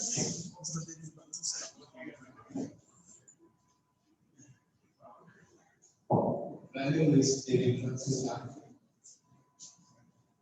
I would like to make some comments, and I apologize in advance because I look as if I'm trying to relate on your idea, or that I'm trying to post your value or something. But some of what I was saying here, I think that some of what already are aware of. They are just like some reality checks that we need to get. We must align ourselves properly and get it done. So that the efforts and the lives of those that took part in the ENDSARS protest, that became very bloody, that became very terrible, will not be in vain. The first thing that struck me is that when the ENDSARS protest was going on, even at the initial stage where it was expected to struggle over areas of government and see whether they could make some concessions, we discovered that about 19 states of the Federation did not take part in the struggle. I'm not talking about when it became riotous or when it became a matter of people being killed, public property being destroyed, and all that. I'm talking about when it was a politically motivated, legitimate process of protest in a society like Nigeria. And I also read that some governors in the north, that practically all of them said, they do not agree that SARS should end. Now, in Kano, some people actually came out to protest, and thugs came to molest them and stop them from doing peaceful protests. These are what I call false lines in what we call the Nigerian revolution. You cannot have a sustainable revolution if a very big part of the federation as constituted is not aware of the issues that are living or decided themselves to become a stumbling block to regulate process that you have instituted. So that, for me, is a very bad one that we have issues of SARS. Some of them have not gone through this SARS thing before. That's why I'm talking like it's a small thing at all. I've had accounts and accounts of people who actually were arrested by SARS name. Some were extorted at gunpoint. Some were taken to the SARS camps. Some were almost killed. Some were killed. And some whose bodies were disposed of as if they were clothes. I have seen cases where people were arrested without any just cause, and they were at gunpoint taking their ATM machines. In the ATM to withdraw everything I have in their account. They put in the pocket of SARS name. I've also seen rapes. Unjustified, they can't defend this thing. They just come to a place here, some youths are having their phone and they took care and asked them and say you must pay yourself. And they ask you 100,000 to pay yourself. Which type of madness is that? I can't want to ask myself, I can't defend you know. I think of course you know, I think themselves becoming criminals. But then become families have to be extinguished for the grand revolution. So some of the points we can answer. Then the second thing is that the question I want to ask now is that this SARS thing, ENDSARS protest that we just saw. It's the beginning of something very good. And I believe that with time, if it can process properly and it's properly guided, not necessarily by technology to the general, but logic and ideas, it can end up being a beginning into what we created the media for us. So my question is this. Some of those SARS as ENDSARS protest as just like you hear that SARS. Some people say no, it's bigger than that. There's something good will come out of SARS. But I also have to understand that the operations are managed. They are not, even if they have those controls, so even must serve as the brain box of the revolution. It is when such things are very guided. It is when such thoughts are not guided and not processed. It is when there's mobilization and governmental of ideas at that level. Their forces can be built up and they can effect changes. Now I ask, what do you think will happen after the ENDSARS protest itself and now? When we look at the next stage of the protest, given that it's not only a unity, but something that has been able to serve as a remnant for all Nigerians who live in this country, after the ENDSARS stage that we are in now, what is likely to happen? Is it meant to eventually rest government from value, or is it meant to restructure the strong that Nigeria has put together that cannot be working with? Or is this something that a party will emerge from? Or is this something that will serve as a very good platform for the Nigerian youth to come out and other people are in the country? Thank you very much. Thank you very much.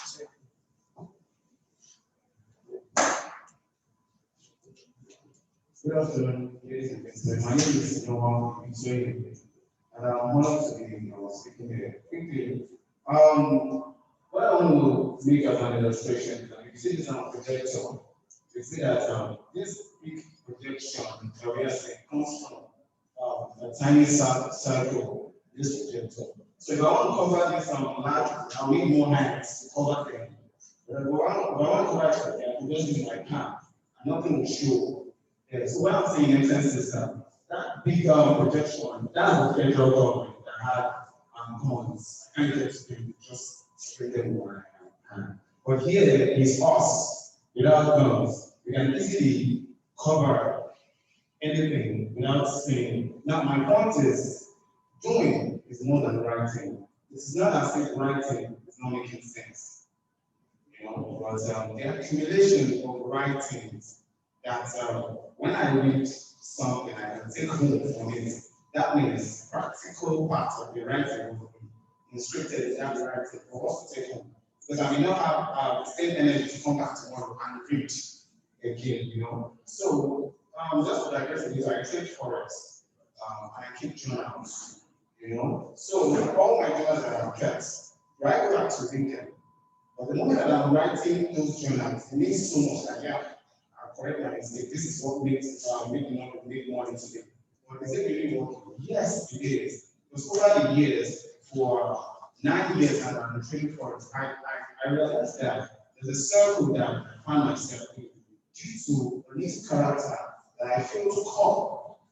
So to read itself. So what I'm saying in essence is in the family, my father, our mom, our dad, our predecessors are serious in the organization that is trying to say, these people have no guns. What they will do in the organization is that maybe, bro, you can't let it today. Is there a consequence for it? You know? And you know, what we are actually telling the government is what we are doing, guys, is wrong. Just a simple thing as it's wrong, we don't want it. We can't say sorry on time because they have guns. We can't get to them. But we can get to you. I can get to you. Bro, you know you are my senior, but what you did yesterday, why do you tell me that? No. That's the protesters. You know, really, I don't know, because this and this and this. So if they are recruiting people, their power, guns, like, oh, wait, Sherry, one take over, like this. We, that we don't have guns, can walk up to someone and put yesterday, okay, so I'll make amendments. Now today I came late, you know, into the hall. Fine, I came early. But when I came, Mr. Jama told me that assuming I have not seen you earlier, I'll see you out. And that's my consequence. I admit I have so wrong. It's not saying I'm untouchable. I can't talk to you. So that's what I have to wrong. You know? So you're just I admit. So that's the point. I'm not saying you should just see from that angle. Everything said here from day one is important. It's not one part of our contribution. Now, a quick illustration. There's a guy that owns someone for only for 2 months. He didn't pay. The moment the guy came home, saw the OE, you know, he now grabs plots.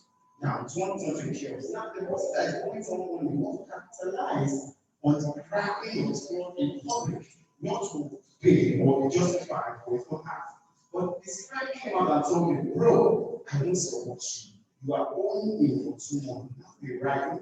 You understand this. So there's no way you can be public. You are wrong.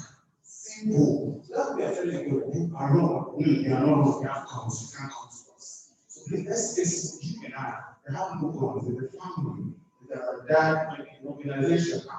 This thing has to do it, do it. This is don't do it, don't do it. Let's start from there. I think it's a good check. That's the problem. Thank you very much. Give any of the audience here in mind, we have to engage those joining us on Zoom. We have Ayotebi. I'm not saying yes, this Ayotebi wants to make his contribution. Hello, good afternoon.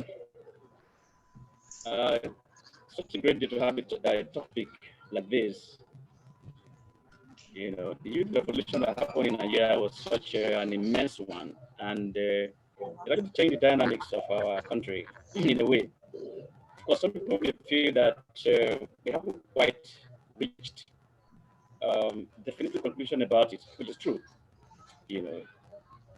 But it signposted something new, something decidedly dynamic, which is ongoing, and we hope that the momentum will be sustained as some of the speakers have posited.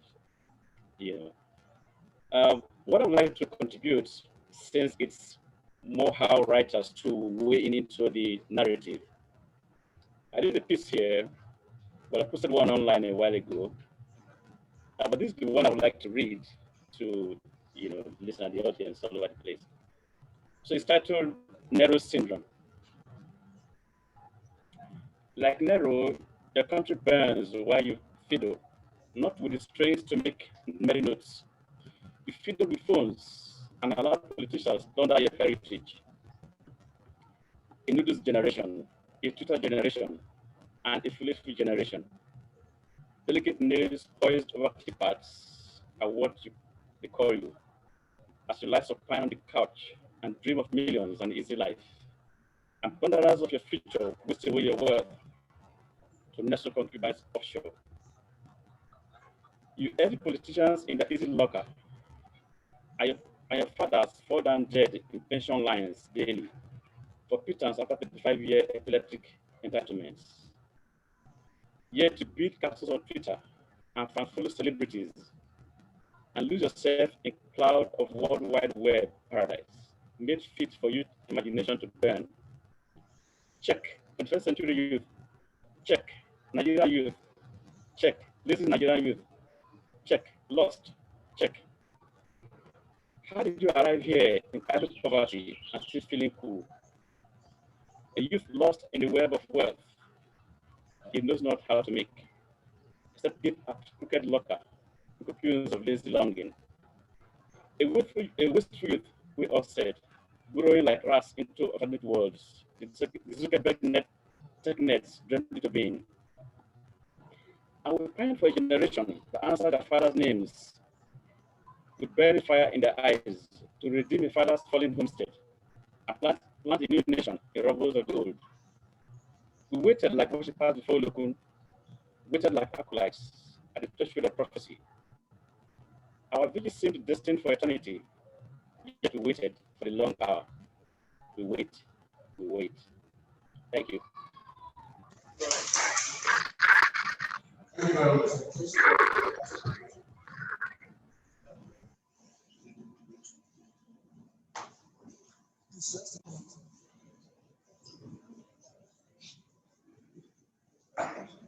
Good afternoon, everyone. My name is Segun.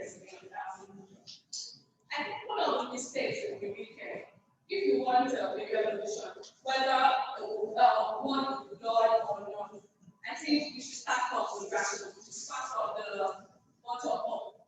The mistake we're making is trying to look up at let's have a pastoral, let's have a counselors and government. You want if you want a revolution, you want the market woman to be a part of the revolution. I don't understand why I should be part of the revolution. You want the people we put in the box of admirals to be part of the revolution. Let's understand why I have to be part of the revolution. Let's understand why I should not collect a sachet of tin tomato for the next 4 years of my life. Let me understand why a pack of Indomie noodles is not enough for the next 4 years of my life and the life of my children. Make me understand why I don't have to vote for the Senate or the House of Assembly members that comes only 4 years. When it's time for election, that's when it comes and wants to help me fire and take pictures. Make me understand why I don't have to take my PVC and go vote for those people. I think the moment we start educating people around us, when we start from the market women, when we try to bring the gap between those of us that are educated and those we put in the box of illiterate, I think that is where the revolution starts. When a councillor in my local government messes up, and I walk up to him and say, "This you have done is wrong." When the person representing me in the House of Assembly says trash, and he or she comes to the local government, I meet him or her, oh, I'm able to say this trash is said. If they come to your places of worship, your pastors and your Muslim clerics, invite them or whatever, even your traditional rulers, invite them for chieftaincy titles. Make them understand that these people do not deserve these chieftaincy titles you're giving them. Until we do that, we keep moving in circles. We do used to be shouting, yeah, revolution, revolution, and more revolution. But the people, they can't come on air and say trash because those voting for them are not on social media. The real voting population are not on social media. That is why Desmond Elliott can come up to say trash about the youth. Because he knows that they're going to vote for him in Surulere. They are not on Twitter. They are not on Instagram. They are not on Facebook. They are in the marketplaces. All he needs to do is to give them a bag of stuff, a bag of rice, and it's back in the House of Assembly. So until we start educating the work of the voters, and from Badagry, we have about 200 communities in Badagry. And I can tell you that they intentionally keep these people in abject is enough to take them to the House of Assembly for the next 4 years. They know that, let me give you an example. I think they wanted to do just, APC wanted to do, I think, a ward election for their executives. And okay, they had a faction in 2 different factions. They wanted this person, they had already queued behind the person they wanted. And the opposition came and gave them 500 naira, and immediately they left and went to the other person's queue to vote for him. So what is that? Immediately I heard that. I said that is just trying to all of that. Our people need a mental overhaul.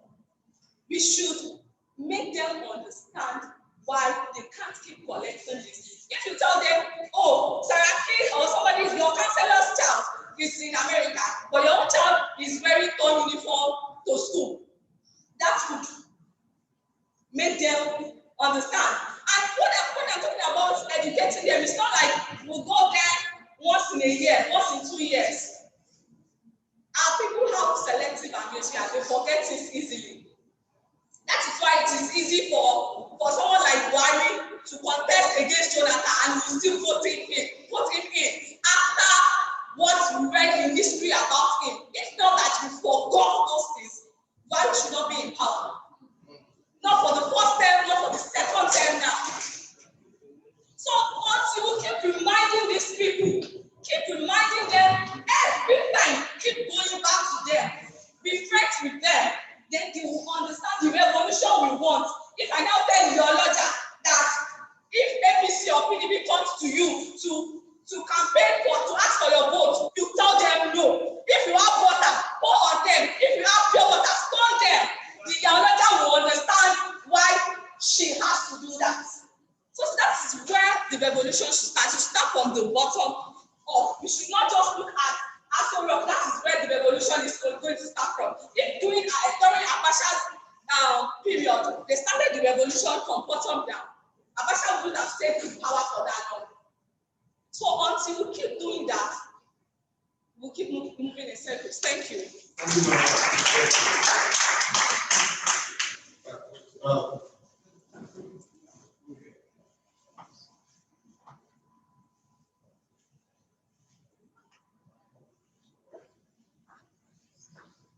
I think that listening to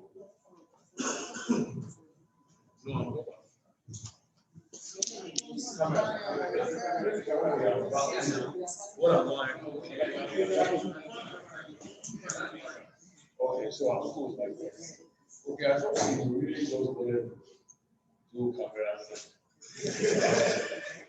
And I didn't want. No, I have a question for Ayo, who is the organizing one here. And my challenge is what happened in that process is I don't know whether I'm getting the narrative right or not. But that, we're talking more to say, okay, the government also imposed laws like that process. So what was supposed to have started as a peaceful thing and be more disrupted with the system. Now, if you project that to certain elections in the country, you know that the political and the politicians actually have been put in the of and lose them in elections. So these are agents, who are using classes, who are holding guns. I mean, their own firepower is bigger, than what the police or the soldiers do have. And those forces were at play, in the aftermath of the shooting at Lekki.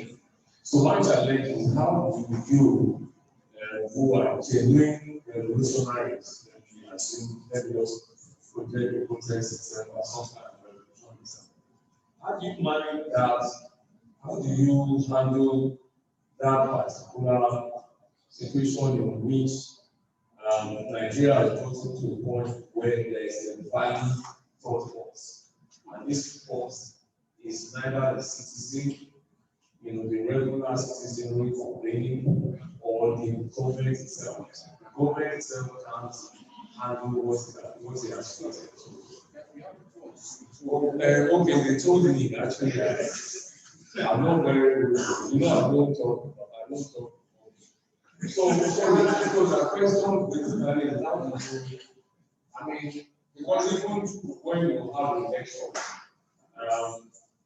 you have political actors who put these characters will actually truncate the wishes of people. So even if you're properly mobilized, that part of the game, that part of management is the one seeking answers.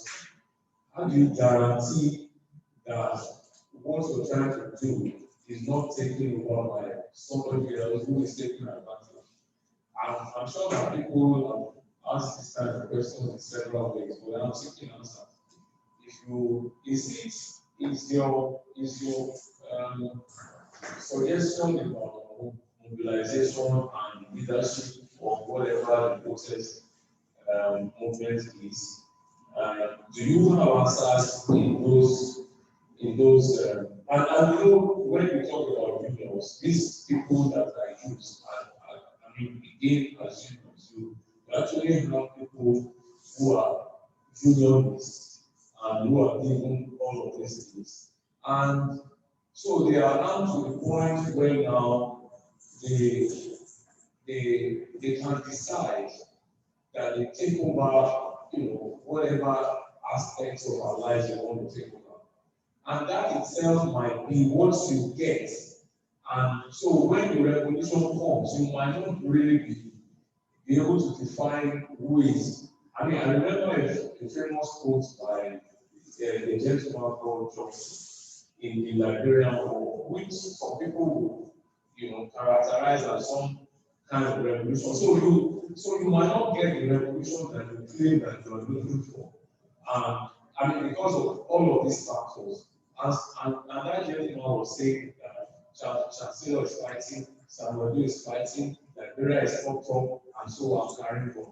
That's exactly what he said. When you have characters, some character emerge very loud, and he realizes they can call the police or the police station, and that the police will be gone, you can take over a few places. He might just decide that is the low spell of influence. And something happens emotionally, and he decides, and that character, those are the people they call, there's a name that they give them, and they will be all over the place, and you will be in a simple war, and you won't be defining how does the kind of organizing that you're seeing, how does it manage those consequences?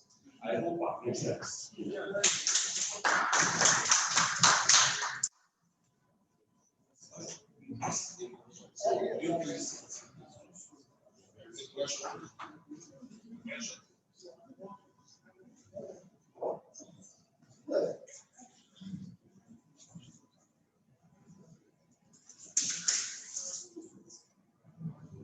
I would love to take off this question and one impact about on the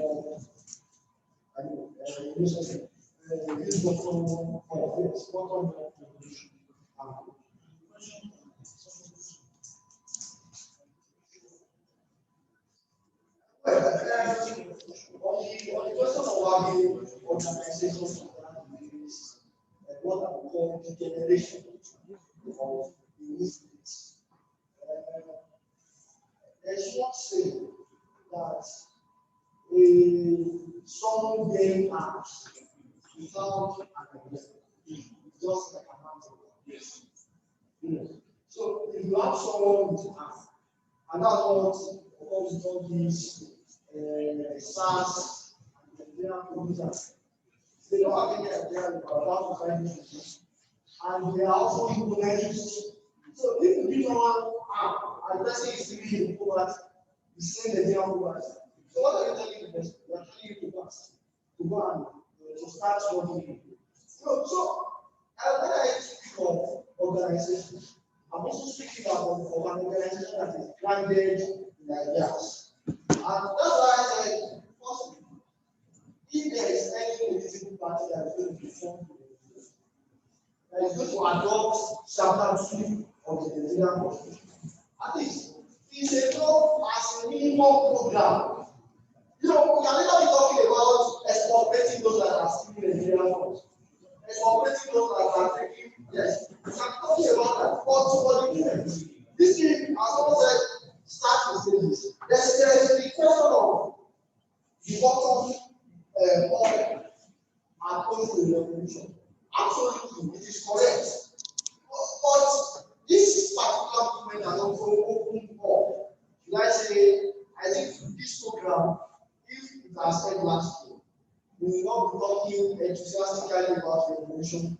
We are talking about the man. So it shows that the ENDSARS program has also radicalized society. Even authors are known that are always very careful. They are now revolutionaries. People are speaking about revolution. So, but how do we now make inroads into that broad layer of society? Again, we need an organization like our movement for the socialist society. So I think I already use page 4 and house. We are also individuals. If we are trying to build it from where we can start from. And our idea is a just that all the political officers they should stop taking those bogus salaries and allowances, bring them to the level of the university professor, and let us see who will be paid. I will have a will move forward. Thank you. We are about parents and audience online. So the conversation has been looking like we said line today. So Mohammed appearing as a writer for us and comes to read. It's one of the families. Mohammed, are you here? Yes, I am. Thank you very much, Mr. Segun. Your writer, we want to listen to. Okay, thank you. Okay, so this story is from an ENDSARS series that I worked on. It's a 5-story series covering the different angles of the ENDSARS protest. So this one is it is titled ENDSARS, Kolade Johnson, the Nigerian police won't stop shooting. On March 31, 2019, Liverpool hosted Tottenham at Anfield, defeating the Pochettino-led side by 2-1. As the Reds celebrated in England, the family of Kolade Johnson mourned in Nigeria.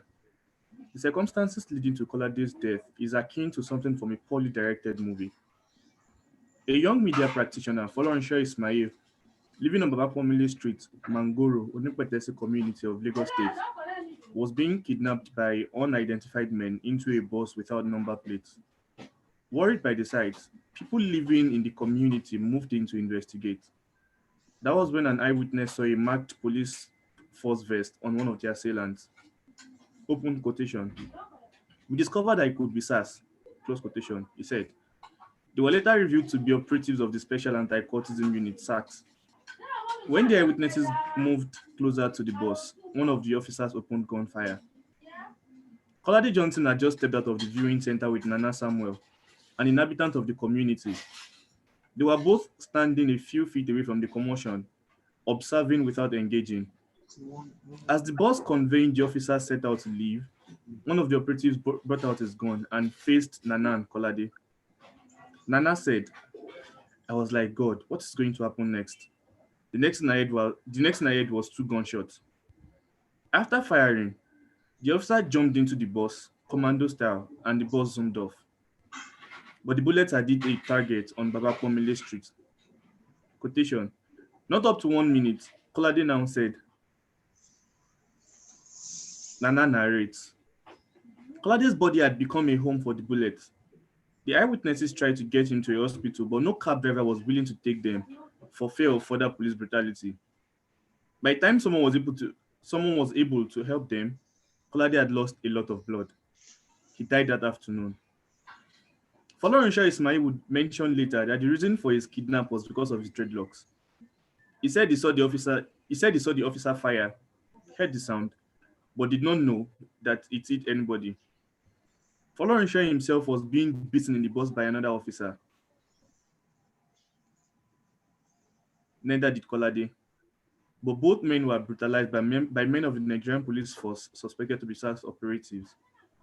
The government promised justice, but justice is yet to come. Meanwhile, the guns of injustice have not stopped shooting and kidnapping across Nigeria. I spoke to Makinde on his experience with members of the dreaded SARS unit. Makinde said we were the lucky ones. When asked why, Makinde said 2 of his childhood friends who came back from the UK were summarily executed at Ojuelegba by SARS operatives. The officers accused the teenagers of armed robbery. Open quotation. Their bodies were found a month later. Quotation close. He added. But that was not the end of tragedy for the families. One of the fathers died when he saw his son's body, and the other had a stroke, while his wife died a year later. And one of the fathers died when he saw his son's body, and the other had a stroke, while his wife died a month later. The father who had a stroke died a year later as their second son committed suicide. Makinde's personal experiences are limited to harassment. Anthony said he spent 3 nights in police detention for settling a fight between 2 people. At the cell, Anthony recalled how some of his cellmates were randomly picked up at different spots, robbed of their personal belongings, and dumped in the cell. On the categories of people he shared the cell with, Anthony said, fathers who came to Lagos to see their children, fathers who were picked up in front of their homes with towels on their body, people coming back from parties, people picked up in buses on their way back from work. According to Anthony, some of them had spent 3 to 5 years in detention for offenses they knew nothing about. They were neither billed nor charged. They were just abandoned in the cells to rot. Anthony's saving grace happened when a commissioner of police visited the station and one of the arrested persons wouldn't stop wailing loudly. The commissioner of police decided to ask what was wrong, allowing some of the inmates to narrate their experiences. The commissioner of police gave them a chance to reach out to their families. Open quotation. Those of us who didn't have telephone numbers to call wrote addresses for him. Close quotation. Anthony could have spent the rest of his life in detention for settling a fight. Several Nigerians continue to languish in various cells across police stations in the country. The unlawful arrest and detention in Nigeria are easy because the police are often armed with assault rifles. In cases like that of Kolade, when citizens try to intervene, the police shoots at will and without consequences. The Nigerian police is organized in such a chaotic manner that they do not know how to dispel a conflict without guns. The officers lack adequate training, know very little about non-violent policing, have poor gun management, go through an academy that punishes them rather than teaches them, and are unleashed on Nigerians with AK-47s. This institution is not armed to protect. It is armed to kill without consequences. Oftentimes, instead of punishing an officer, they get suspended or dismissed until the buzz around the case dies down. The unit responsible for Kolade's death is still in service, even though the officer that shot the gun, Okunyemi Olaleko, has been dismissed. Despite several pictures and video evidences, this officer giving guns and returned to the streets. Knowing that they can do as they please, knowing that they can do as they please, the officers go back more vicious and courageous than before. Several Nigerians who have had near-death experiences with the police officer would have heard, "I will kill you and nothing will happen," and in other variants used by the police. As Nigerians continue to clamor that the deadly SARS unit should be eradicated in totality, it is also essential that the country undergoes structural reform for the Nigerian police force. If this does not happen, the Nigerian police force will not stop shooting, and we have several Kolade Johnsons waiting to happen. Thank you very much.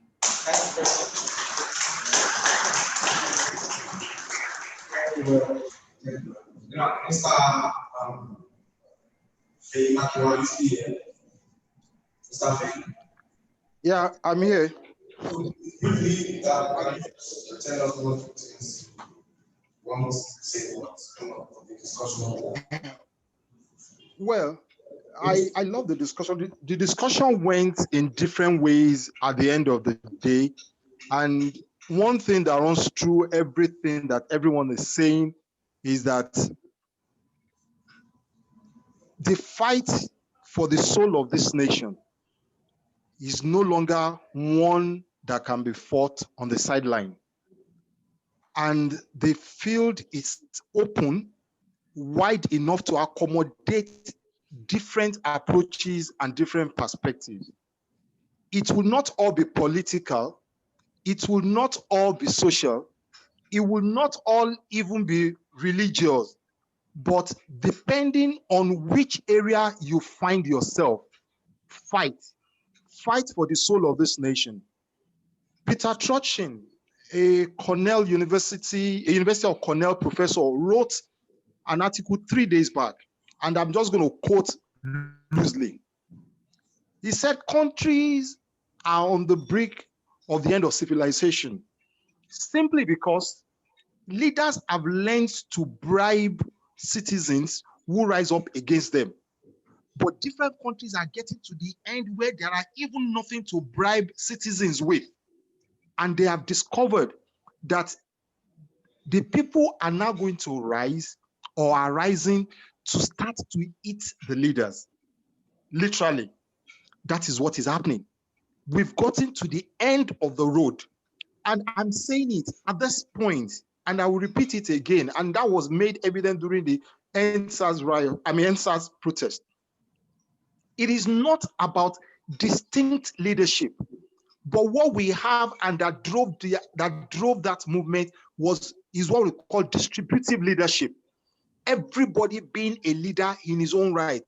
Like yesterday, the lady from Badagry said, and the gentleman, one of the gentlemen that spoke, is a matter of the fact that if you are holding the political end of the stick, run with it. If you are holding the economic end of the stick, use it. If you are holding the literary end of the stick, deploy it very well so that at the end of the day, the seeds are sown. The seed will germinate in their own good time, but the fire will not go out. And that is what the leadership has come to realize right now. Even though we are not on the street, even though the schools are closed, even though there are clampdowns, even though people are being hunted, I've had DSS come after me in the last 2 weeks simply because of articles I wrote and because of pictures I posted. But that has not stopped me. I've had phone calls, I'm being threatened, and it is not going to stop anything because we've just decided that right now, this fire has just refused to go out. No, will not be weary. However, everybody must see that you have a part to play. If you fail to realize that you have a part to play, you will only become punctuations, marks in history. But I think every one of us will have the opportunity to become figures and icons in history as it is written later. Thank you very much. Conversations. We try to continue considering time is fast. Thank you, everyone. Thank you. My conversation. I want Mr. Jama because some of the members of the presidential generation are so generation. I'm trying going to. Anyway, now I'm about to vote me. Let me tell you. Thank you to all the panelists. I belong to one other you. But the narrative that I don't get and that I don't support, and I hope that our friends online they are also. And I said it on stage that I think I said it exactly. Do not conflict this narrative. Don't say some people are depending on that generation. If they did not fight, you will not be here saying what people took bullets. 1978, the man who moved the motion for Ali Mosso I think it was the first time it took so many people in Nigeria, so many students. The man who moved to Motion, is that same methodology that we did here on Thursday. He was 17, sort of my headmaster who go to university and he was 15. He was speaker of the you I don't know what you call it. You are House of Reps, you know, like the Senate. Yeah, he was 17. So what are you saying? It's like your 30s. Many of the youth generation, the Samsung generation, are not in your 20s and 30s. We are compared with reality, and because of that, you are cutting off a lot of people. See, I was part of the annual life. What happened? They were increasing our schools. We moved from Sonamelo on to Puma. What was my age? I thought you got to be first time in the university. And I was part of it. My father was not, but I was there. People have died for June 12. And how was Abigail when she went on? She taking the video. What not Abigail started? But the video she took during the Jonathan demonstration, which we did here. Well, they're listening to the narrative. And if you continue like that, you're going to you can respond. I'm saying that you not when I was I know all of these sir. You can say this in the beginning of the festival. So I also want to provoke that same reaction from you. No, I used to say that for giving us the platform to be able to say all of this. Yeah,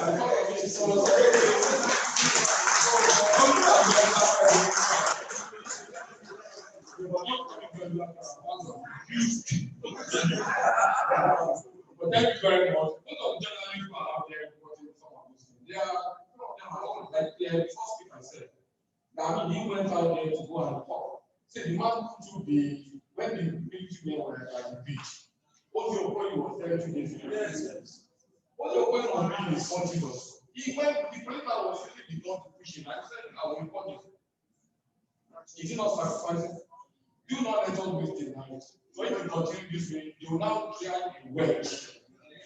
But on the other side, that side, anyway, they are taking over the night.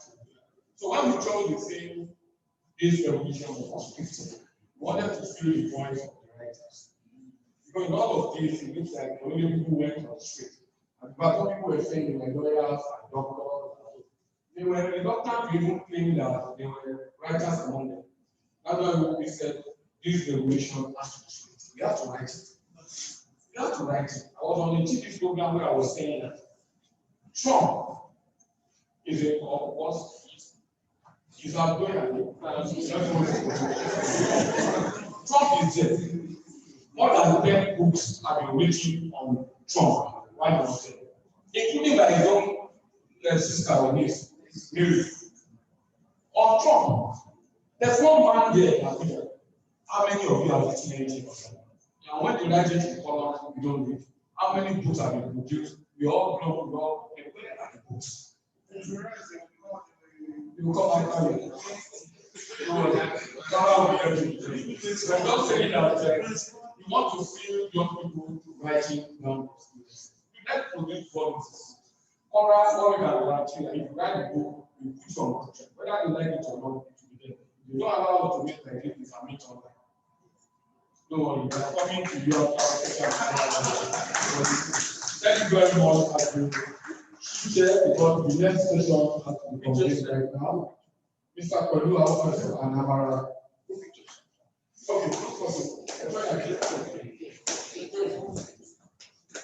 You take a drink and back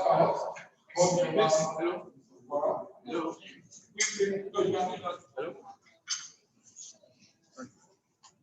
Let's quickly change this process. I'm going to tell you this is your second one. Thank you.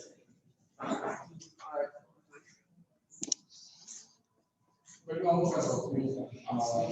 All right, no, you got to come.